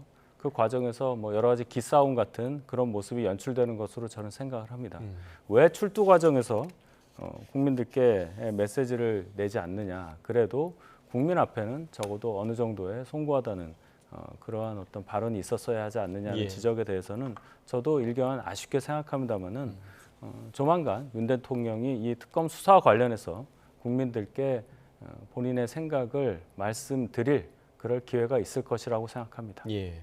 자, 그리고 이제 김건희 여사도 지난 금요일에 병원에서 퇴원한 모습이 찍히기도 했는데, 사실 이제 윤 전 대통령은 본인은 이제 지하 통로로 가겠다라고 하면서 김건희 여사 휠체어 끄는 모습을 이렇게 공개적으로 보이는 모습에 대해서 굉장히 좀 이게 뭔가 다른 뜻이 있는 거 아니냐라는 그런 비판도 좀 있더라고요. 어떻게 바라보십니까? 그러니까 이런 거는 그냥 직관적으로 국민들이 다 느낄 겁니다. 지하 통로, 아니 지하 주차장 얘기하고 비공개 얘기하면서 또 본인의 배우자인 김건희 씨에 대한 휠체어를 미는 이 장면을 연출하죠. 이걸 기자들이 그냥 둘 거라고 생각했을까요? 보여주는 거잖아요. 국민들한테 이제 동정 여론을 좀 불러일으키려는 철저한 기획된 쇼다라고 저는 봅니다. 뭐 아파서 휠체어에 앉아 있는 것까지는 제가 판단하고 싶지는 않으나 차량까지 가서 차량에 탔을 벌떡 일어나서 타는 모습들, 그다음에 그 거처에 쉴 때는 굉장히 편안한 모습으로 쉬는 것들을 봤을 땐 저는 판단하지 않아도 국민들이 이미 이게 얼마나 철저히 계산된 기만쇼인가를 판단할 건데, 저는 사실상 윤석열, 김건희 두 부부에 대해서는요, 특검들이요, 내란 특검이든 김건희 특검이든 구속영장 청구가 불가피할 것 같습니다. 워낙 혐의도 많고요. 이들의 소환에 응하는 자세 자체가 굉장히 어렵습니다. 특검에서 이 사람들 조사하는 게 왜 이렇게 힘들까요? 라고 봤을 때는 일단 구치소의 수감 이후에 수시로 필요할 때마다 불러서 조사하는 것들이 지금 특검 기간도 짧고요. 형사 절차를 간소화한다는 입장에서는 반드시 필요하지 않을까. 저는 좀 그렇게 생각합니다. 네. 자, 마지막으로 김용태 비대위원장 오늘을 마지막으로 이제 퇴임을 했습니다. 퇴임 기자회견을 하기도 했는데 두 분께서 이제 김용태 비대위원장의 국민의힘 체제와 관련해서 사실 2달이 안 되는 그런 시간이었거든요. 어땠는지 좀 간단하게 좀 평가를 좀 부탁을 드리겠습니다. 고군분투했다. 이제 떠나는 그 젊은 정치인 비대위원장 했는데 덕담해줘야죠. 노력은 했으나 얻은 건 없었다. 좀 아쉬운 부분이 많으나 또 당내에서 그가 말하는 부분들이 얼만큼 실현될지 모르겠으나 사실 그렇게 개혁적이거나 혁신적이지는 않았다는 평가를 받습니다. 제 스스로도 김용태 전 비대위원장이 제가 보기로는 말은 그럴싸한데 거기에 맞는 행동을 정치적 소신을 보였는지에 대해서는 의문이다 라는 말로 대신하겠습니다. 자, 행동이 말에 따라오지는 못했다라는 평가셨는데요. 윤 전 대변인께서는 어떻게 평가하십니까? 김용태 비대위원장의 그동안의 이제 행보가 뭐 타이밍이라든지 강도 측면에서 뭐 논란의 여지는 있겠습니다만은 그래도 당대표격인 비대위원장으로서 대단히 전향적인 발언들을 했고 또 그것을 실천하기 위해 행보를 시도했다는 것은 인정할 만합니다. 그러나 한마디로 말씀드려서 저희 당 사정이 그렇지 못해서 역부족이었다 이런 평가를 면치 못하는 상황이어서 여러 가지로 저희가 많은 과제를 안고 있는 그런 상황이라고 말씀드릴 수 있겠습니다. 네, 알겠습니다. 오늘 두 분 말씀 여기까지 듣겠습니다. 서영주 맥 정치사회연구소장, 윤희석 전 국민의힘 대변인 두 분과 이야기 나눠봤습니다. 고맙습니다. 네.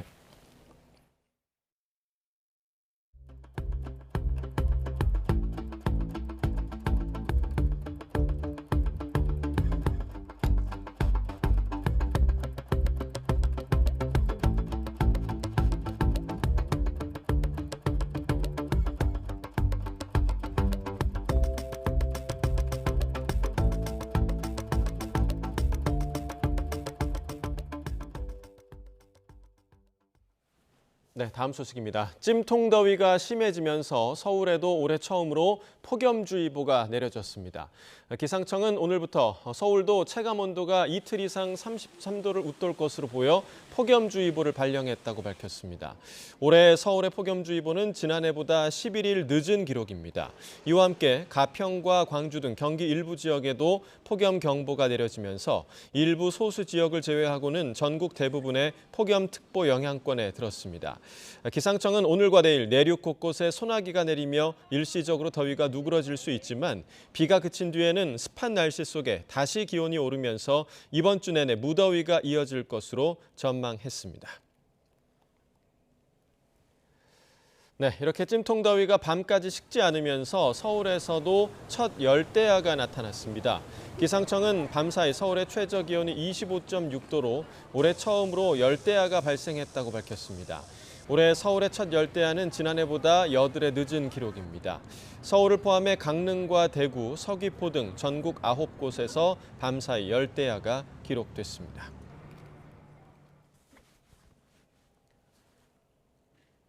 네, 지난 주말과 휴일 몹시 무더웠는데요. 오늘도 무척 덥습니다.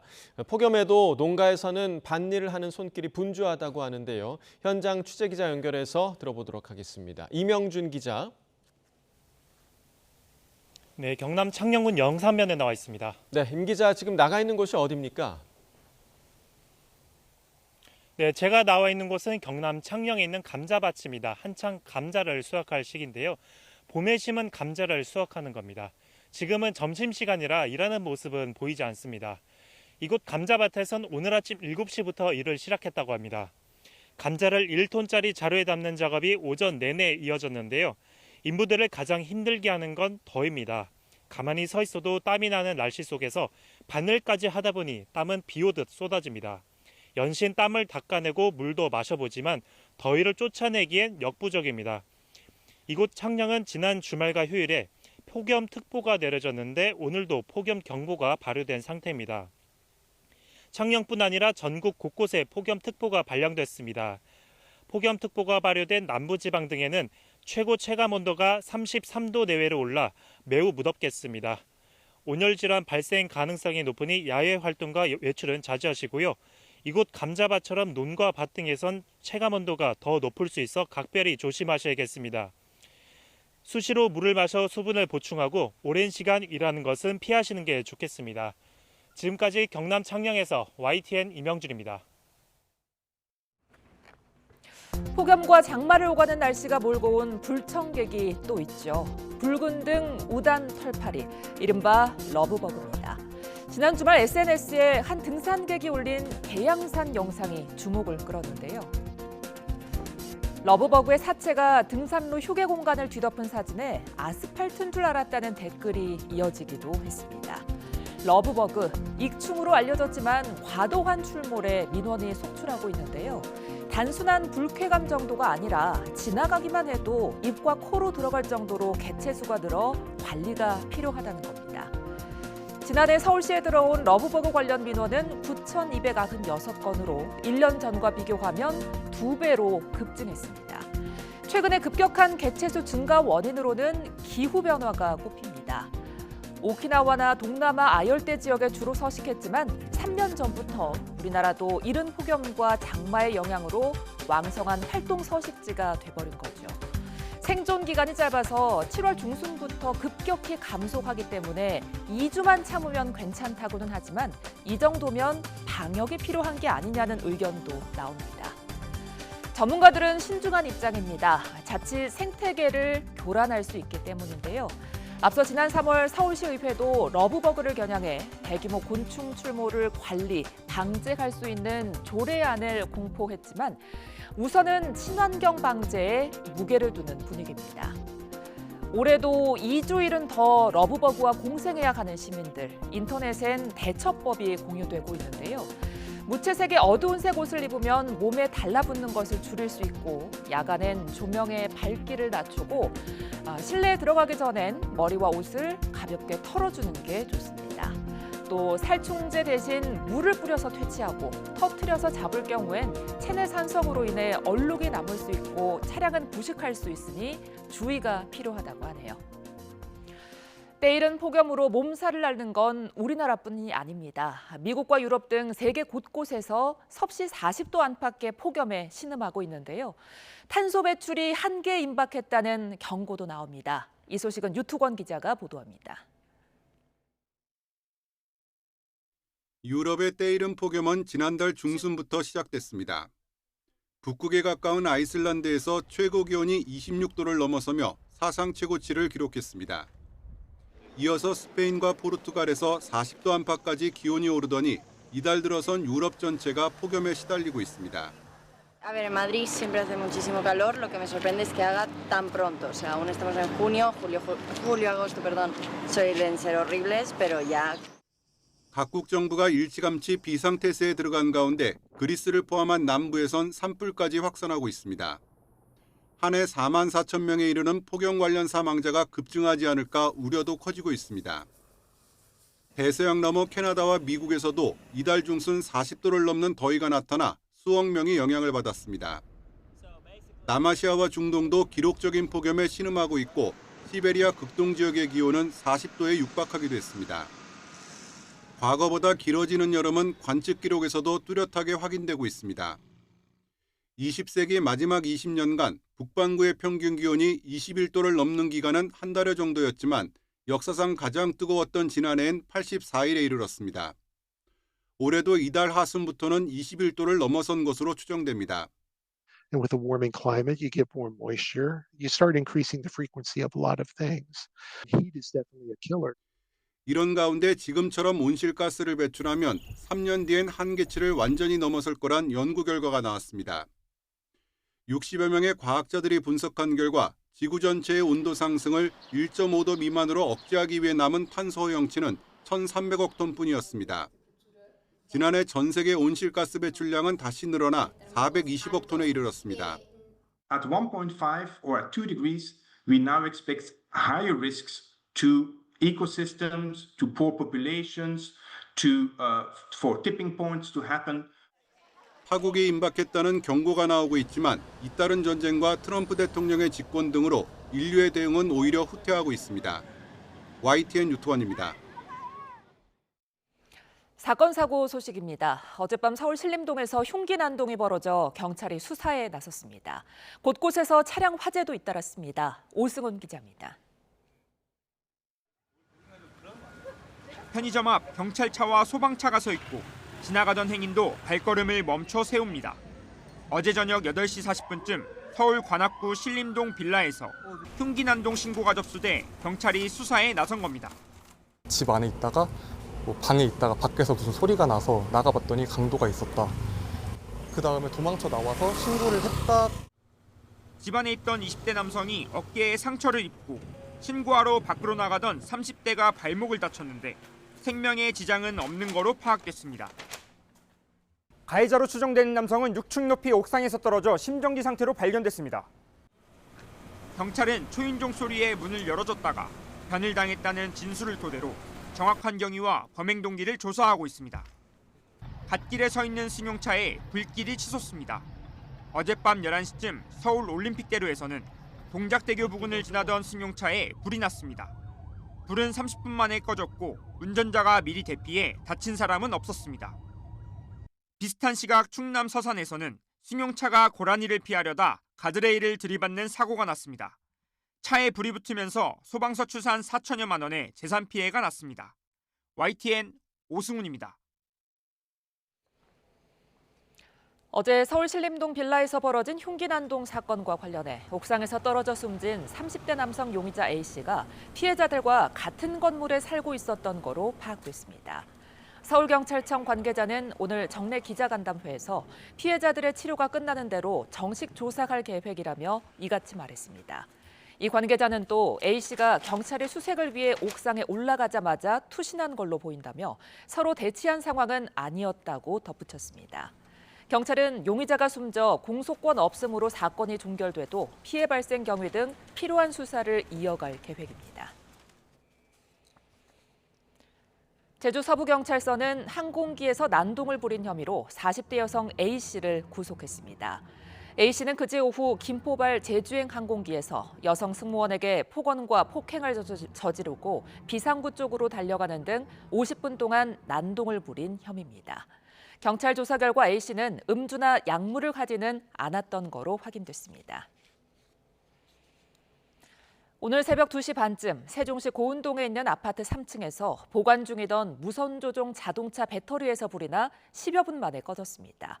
이 불로 집안에 있던 3명이 연기를 마셨고 배터리 10점이 불에 타 소방서 추산 60여만 원의 피해가 났습니다.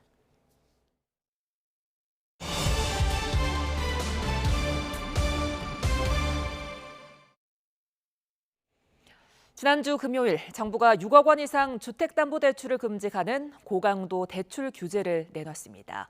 주말 사이 수도권 매수세가 위축된 모습을 보이며 시장의 반응이 즉각 나타나기도 했는데요.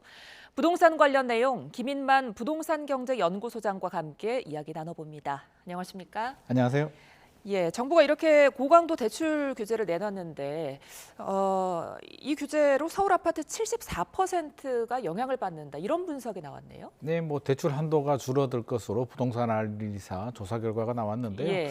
많은 분들이 이제 헤드라인만 보고 이제 6억까지만 대출이 나온다라고 알고 있는데 실제로 대출 규제 내용은 더 전방위적으로 확대가 됐습니다. 총량 규제. 올 하반기 예정되어 있는 대출할 수 있는 금액을 절반으로 50% 삭감을 했고요. 예. 생애 최초는 25%. 일단 한도 자체를 줄였습니다. 그러면 나중에 되면 약간 자격 요건이 돼도 대출이 안 나올 수도 있는 거고요. 생활 안정자금도 내가 집값을 30억짜리 아파트를 가지고 있어도 1억까지밖에는 대출이 안 나옵니다. 그래서 예. 전반적으로 다 줄었고 가장 지금 논란이 되고 있는 게 생애 최초 우리 서민들이 신혼부부들이 내 집 마련할 수 있는 대출의 LTV 한도를 80에서 70%로 줄였고요. 예. 디딤돌 버팀목 대출도 한도 자체를 줄였기 때문에 그냥 고가 아파트들 뭐 부자들만 영향을 받는 것은 아니고 전반적으로 전체적으로 모두 다 대출 영향은 받을 것 같습니다. 이렇게 되면서 실제로 주말 사이에 부동산 매수세가 급격히 줄었다고 하더라고요. 일단 초강력 대책이 나왔기 때문에 당분간 숨고르기는 불가피할 것 같습니다. 숨고르기. 이게 어떤 대책인지 어떤 영향이 있는지는 지금 판단하기는 어렵고요. 예. 현장에서는 굉장히 혼선이 이어지고 있죠. 예. 예를 들어서 뭐 토지거래 허가 구역이 있는 강남 3구, 용산구 같은 경우 허가를 받아야 계약서를 쓰게 되는데요. 허가를 받으려면 먼저 가계약금을 내고 매매 예약을 하고 허가서를 집어넣었는데 구청에서 허가서 나오기 전에 대책이 발표되는 바람에 예. 지금 계약서하고 계약금을 납입하지 않으면 대출이 인정이 안 됩니다. 그러면 실제로 합의를 하고 진행했음에도 불구하고 대출이 안 나오는 부작용들이 나올 수도 있기 때문에 우왕좌왕하고 이런 상황을 좀 예의주시하고 있는데 일반적으로 우리 대출 규제의 영향은 한 6개월 정도, 길어야 6개월 정도를 좀 보고 있습니다. 예. 시장의 수요 억제 정책인데 우리 일반 국민들한테 아파트, 집이라는 건 내 인생, 나의 노후, 내 가족의, 내 자녀의 인생까지도 달려있는 문제이기 때문에 예. 대출 규제가 나온다고 해서 내가 집을 사려고 했는데 그냥 쉽게 포기하지는 않을 것 같고요. 하늘이 무너져도 솟아날 구멍은 또 찾을 것 같습니다. 지금 최근에 나오는 얘기들을 보게 되면 이 지역이 안 되면 예를 들어서 성동구가 대출이 안 나와서 못 산다면 서대문구나 성북구로 살 수도 있다. 아니면 면적을 줄여서 전용 84를 사려다가 전용 59, 신축이 아니면 준신축. 이렇게 여러 가지 방법들을 지금 찾는 고민들을 하고 있는 상황이기 때문에 예. 저는 풍선 효과도 충분히 예상할 수 있는 부분이고요. 오늘 예. 뉴스 보니까 부산 지역에서도 이제 수도권 규제를 하게 되니까 부산 아파트로 수요가 유입이 되지 않냐라는 기대감을 벌써부터 보이고 있습니다. 전방위적으로 지금 여러 가지 현상들이 내재되어 있기 때문에 앞으로 진행 상황 7월, 8월은 거래량도 감소되고 상승률도 감소되겠으나 그거로 자화자찬할 문제는 아닌 것 같고요. 좀 면밀히 예의주시를 하고 추가 대책, 가장 중요한 게 공급 대책, 공감할 수 있는 공급 정책이 나와야 될 것 같습니다. 예, 자 일단은 숨고르기에 들어갔지만 풍선 효과가 나타날 수 있다는 우려도 있다로 정리해 보겠고요. 근데 일각에서는 이런 비판도 있습니다. 고소득자나 현금 부자만 이제 집을 살 수 있는 거 아니냐 이런 거예요. 그렇게 하는데요. 물론 뭐 현금 부자들은 언제든지 살 수 있었습니다. 이게 6억 대출이라는 게 대출이 6억까지 나오는데요. 우리가 대출 규제는 두 가지가 있습니다. LTV 규제가 있고 DSR 규제가 있는데 지금 대책 내용은 이제 LTV 규제입니다. 집값 대비 뭐 비규제 지역은 70%, 규제 지역은 50%까지만 대출을 해주는데 상관없이 6억으로 이제 커트라인을 정했는데요. 추가적으로 DSR 규제가 있습니다. 소득 대비 연동이 되기 때문에 일반적으로 6억을 대출 받으려면 소득이 1억 이상 나와야 되거든요. 그러니까 지금 또 고소득자들이 6억 이상 대출을 받고 있었기 때문에 어차피 고소득자들이 대출이 줄어든다면 다른 현금을 동원하든지 다른 방법을 찾을 겁니다. 그래서 우리 서민들은 생애 최초 디딤돌 버팀목 대출이 막힌 게 좀 뼈아픈 부분이고요. 일반적으로 6억 이상의 대출을 받는 거 리스크 관리 차원에서도 우리 서민들이 그렇게 투자하는 건 바람직하지 않은 것 같습니다. 예. 자 그런데 외국인은 이번 고강도 대출 규제에서 빠진 겁니까? 그 부분 또 무조건 계약금 내고 이제 계약서를 쓰게 되는데요. 외국인들은 또 중국인들이 최근에 이제 집을 많이 사고 있는데 10만 호 정도는 이제 외국인들이 가지고 있고요. 56%가 중국인입니다. 중국인들이 우리나라 한국은행에서 대출을 잘 받지 않습니다. 자기 나라에서 돈을 구해서 들어오기 때문에 실질적으로 고강도 대책에 이제 그런 얘기가 나오는 거죠. 우리나라 사람들은 대출 한도가 막혀서 내 집 마련 못 하는데 중국인들은 중국에서 돈을 빌려서 가지고 와서 사기 때문에 또 이게 역차별 논란, 끊임없는 논란이 계속 진행되고 있습니다. 네, 그렇다면 이제 가장 궁금한 건 이런 고강도 규제로 집값 상승 흐름을 좀 바꿀 수 있을 것이냐 이거잖아요. 이게 바라보는 관점이 좀 다릅니다. 상승 흐름을 이제 바꾸신다고 말씀을 하셨는데요. 집값 안정이라는 게 정부가 생각하는 집값 안정은 상승률 둔화, 거래량 둔화입니다. 그러면 20억 아파트가 6개월 사이에 25억으로 올랐는데요. 상승률이 둔화되고 거래량이 둔화된다는 얘기는 25억에서 30억 가는 걸 막는 효과, 25억에서 멈추는 거고요. 우리 무주택자들은 다시 20억에서 20억으로 돌아오길 바라는데 실제로 돌아오게 되면 이제 이걸 폭락이라고 합니다. 그러면 또 금융권에서도 부실 채권 문제가 됐고요. 정부가 또 개입할 수밖에 없기 때문에 실제로 이 자체가 괴리가 있고 안정은 상승률 안정. 그러니까 올라간 걸 인정하고 당분간 몇 달 정도는 상승률은 둔화되겠으나 풍선 효과가 생기는 지역들 있잖아요. 그들 지역들은 오히려 상승률이 더 커질 수도 있습니다. 네, 참 어려운 문제인데 여태 정권의 부동산 정책을 보면 진보 정권에서는 고강도 규제를 했고 또 반대로 보수 정권에서는 규제를 완화했어요. 근데 결과적으로 보니까 규제를 하면 할수록 집값이 좀 올랐다고 봐야 되겠죠. 이거는 집값이 오르기 때문에 규제를 한 거고요. 또 규제를 하니까 또 집값이 올라갑니다. 그래서 닭이 먼저냐 달걀이 먼저냐 문제이지 진보가 집권한다고 갑자기 집값이 올라가지는 않습니다. 집값이 올라가는데 규제를 하니까 제가 앞서서 말했듯이 하늘이 무너져도 솟아날 구멍을 찾아야 되는데 하지 말라고 하면 또 다른 방법을 찾게 되고 시장은 자극을 주게 되면 왜곡이 되고 또 다른 쪽으로 튀게 되거든요. 저는 항상 생각하는 게 중학교 2학년 자녀하고 비슷하지 않나 싶습니다. 이거를 공부 안 한다고 용돈을 줄인다든지 방문을 닫게 되면 공부를 하겠습니까? 결국엔 하는 척하다가 궁극적으로는 진행이 안 되는데 시간이 해결해 줘야 될 문제인 것 같고요. 공급이 꾸준하게 공급이 되지 않으면 서울 같은 경우는 절대적으로 수요 과잉 지역, 지방에서도 양질의 일자리와 대학교를 찾아서 서울로 들어오고 있기 때문에 공급 문제가 해결되지 않으면 또 역설적으로 수요가 분산되지 않으면 근본적인 해결책은 좀 어려워 보입니다. 자, 일각에서는 이번 고강도 대출 규제를 지난 일본의 사례와 비교하는 시각도 있습니다.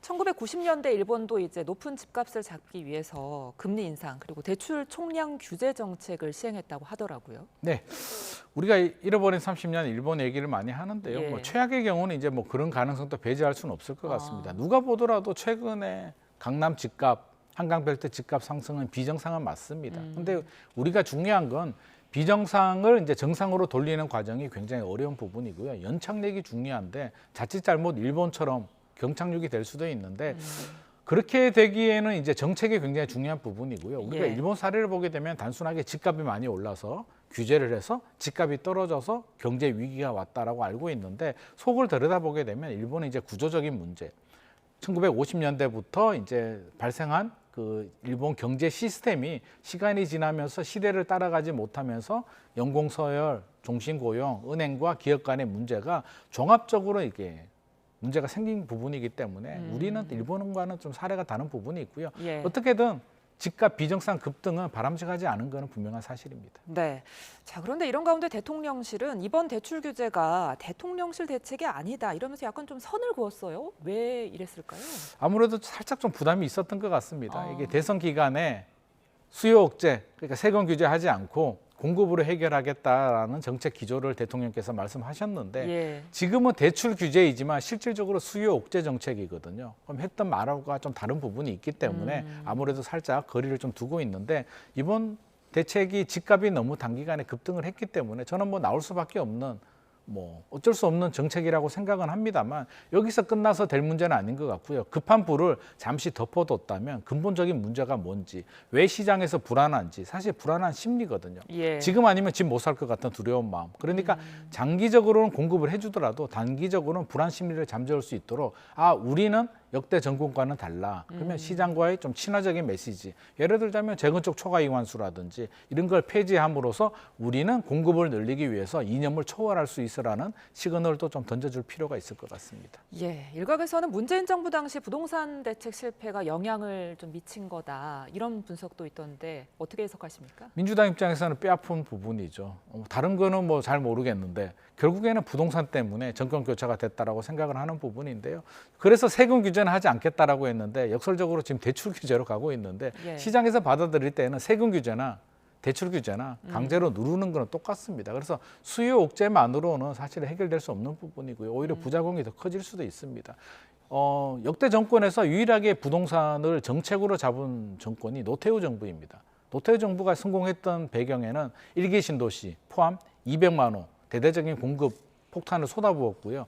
추가로 엄청난 규제, 1세대 1주택자 양도세 비과세 요건이 현재는 2년 보유, 규제 지역은 2년 거주인데 그 당시 노태우 정부 시절에는 3년 거주 5년 보유였습니다. 공급과 수요 억제 정책이 콜라보를 이루었을 때 효과가 극대화되는 거지 수요 억제만으로는 한계가 있을 것 같습니다. 그렇다면 정부가 좀 추가로 대책을 더 내놓을까요?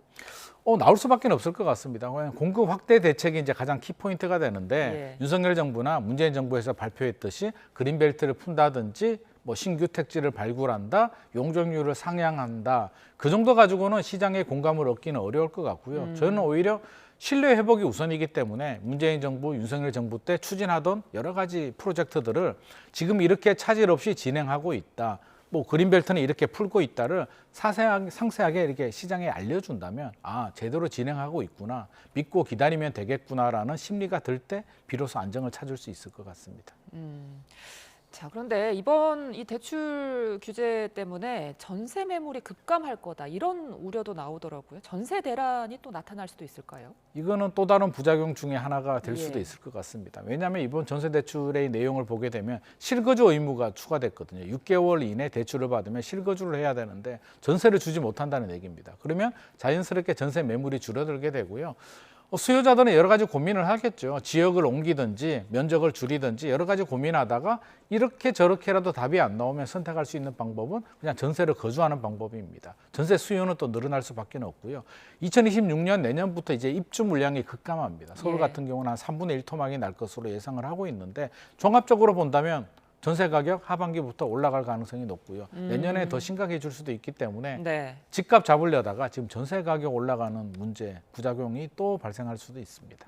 말씀하신 것처럼 이제 7월부터 전국 분양 물량은 늘어나지만 수도권의 경우에는 또 하반기 입주 물량이 줄어든다고 하더라고요. 네. 전세뿐만이 아니라 뭐 월세까지 좀 오를 가능성은 어떻게 보세요? 월세는 지금 또 올라가고 있습니다. 그래서 뭐 앞으로 올라간다는 게 아니라 지금 또 올라가고 있고요. 앞으로도 더 올라갑니다. 그래서 입주 물량 부족. 이번 대책 내용 중에 또 하나가 분양에 대해서도 대출이 들어갑니다. 그래서 6억까지 분양을 받으신 분들도 대출이 6억밖에 안 나오기 때문에 또 불안하죠. 이렇게 되면 수요가 위축이 되면 분양 물량이 줄어들게 되고 또 공급 부족이 되는, 이게 계속 도돌이표 같은 이런 일들이 발생하고 있기 때문에 네. 급한 불을 덮었다면 후속 대책들도 지금 발빠르게 준비를 해서 발표를 해야 될 것 같습니다.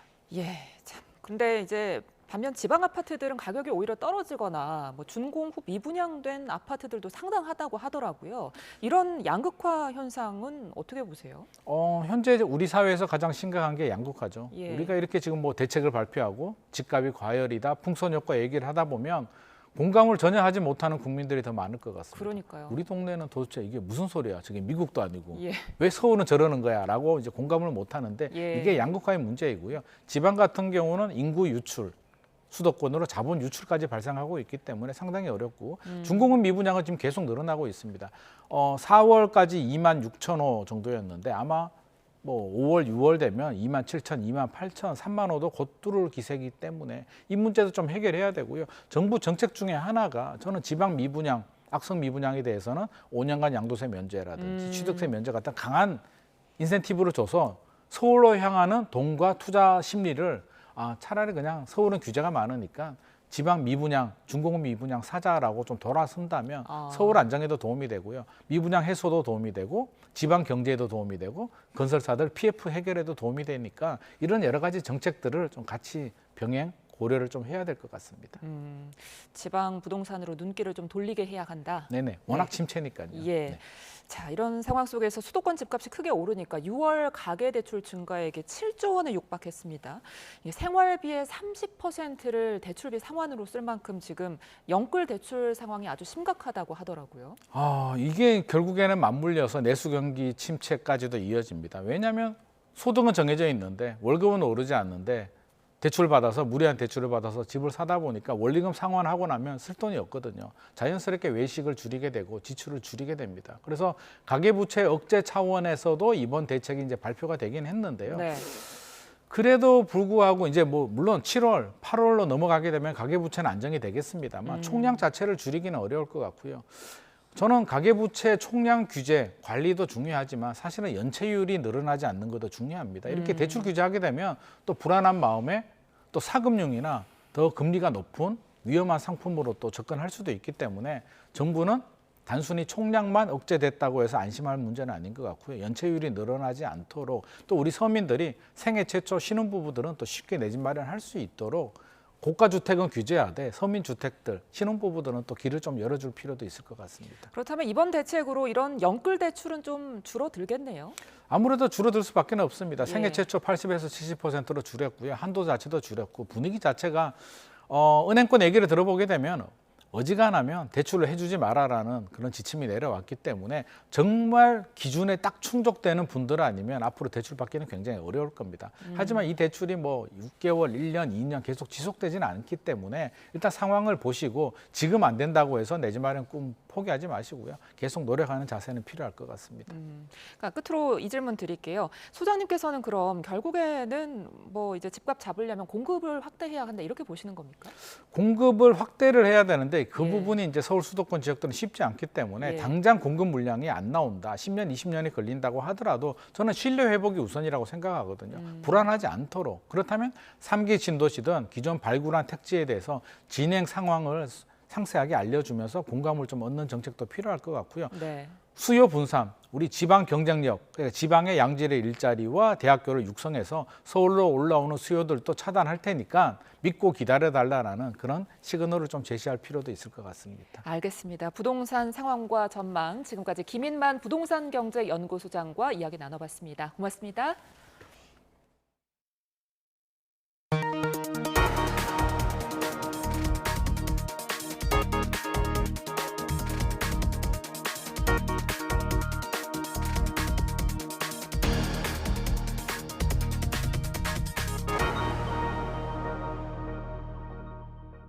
강원도 춘천에는 공사가 갑자기 중단된 민간 임대 아파트가 있습니다.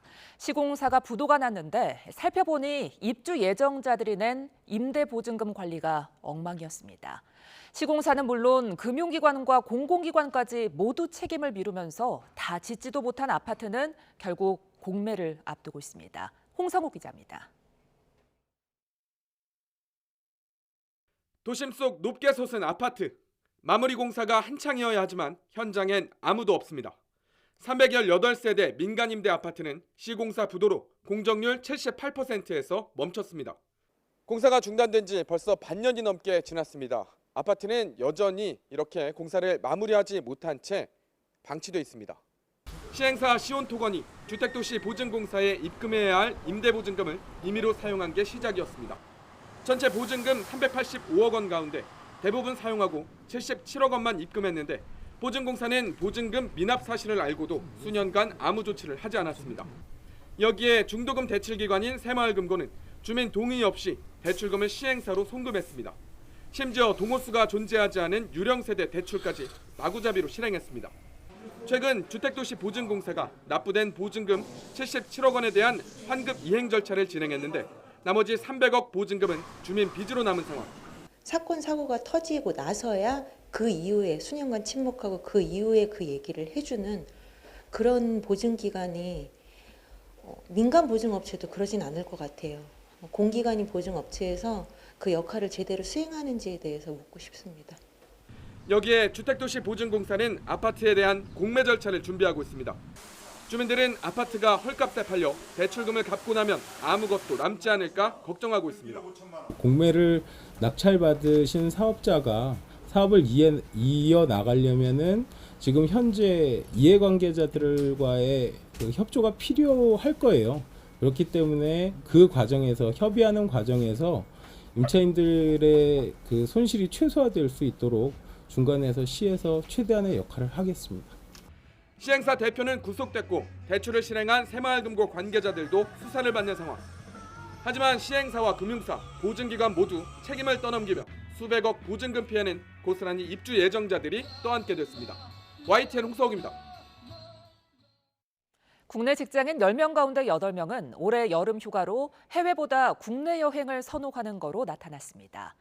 대한상공회의소가 직장인 800명을 조사한 결과 전체 응답자의 83.5%가 해외보다 국내로 휴가를 떠나겠다고 답했고 가장 인기 있는 여행지는 강원도였습니다.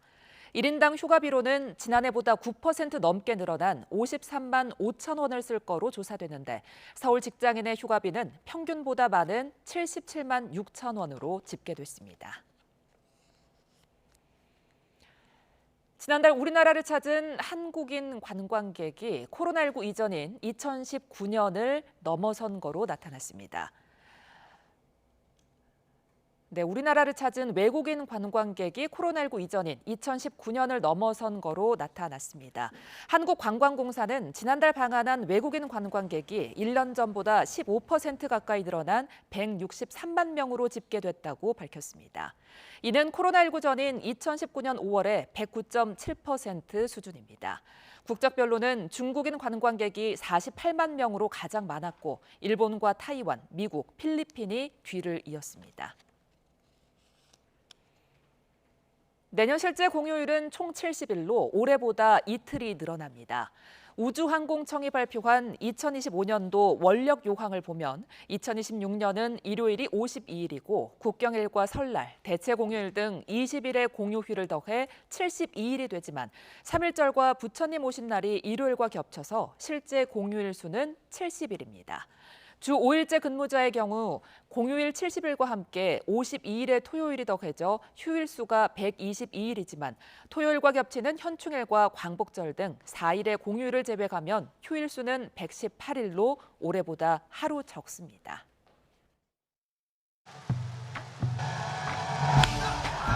땅볼 가라앉는 공! 태그 1루! 아웃입니다! 자, 공사로 완벽됐을지 어떠할지 세이프입니다. 김상수 선수도 공은 오른손에 들고 있는데 이제 빈 글러브로 태그를 하는 동작들이 나왔습니다. 그렇습니다.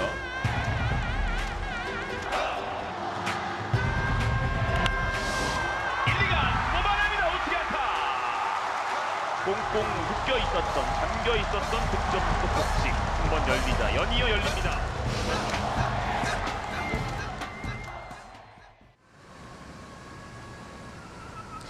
서울에는 첫 열대야에 이어 첫 폭염주의보가 나타났습니다.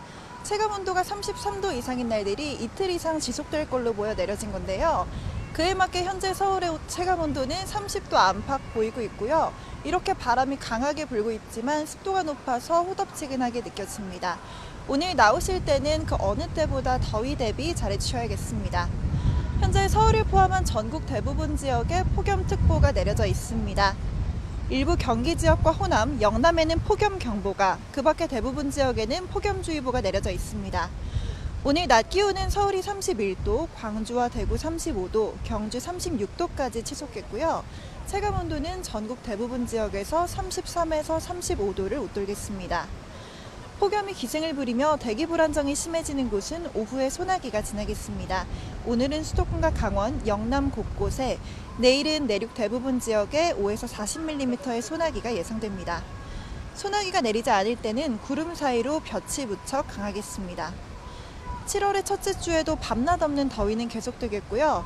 내일은 중북부 지방에 새벽부터 아침 사이 비가 조금 내리겠고, 이후로는 내륙을 중심으로 소나기가 지날 전망입니다. 밤낮 없는 더위에 온열 질환의 위험이 커지고 있습니다. 예방을 위해서는 적정 온도를 유지해주는 것이 중요하니까요. 틈틈이 수분 섭취 잘해주시는 게 여름철 건강관리에 도움이 되겠습니다. 지금까지 YTN 정수현입니다. 네, 이상으로 월요일 뉴스나우 마칩니다. 시청해주신 여러분 고맙습니다.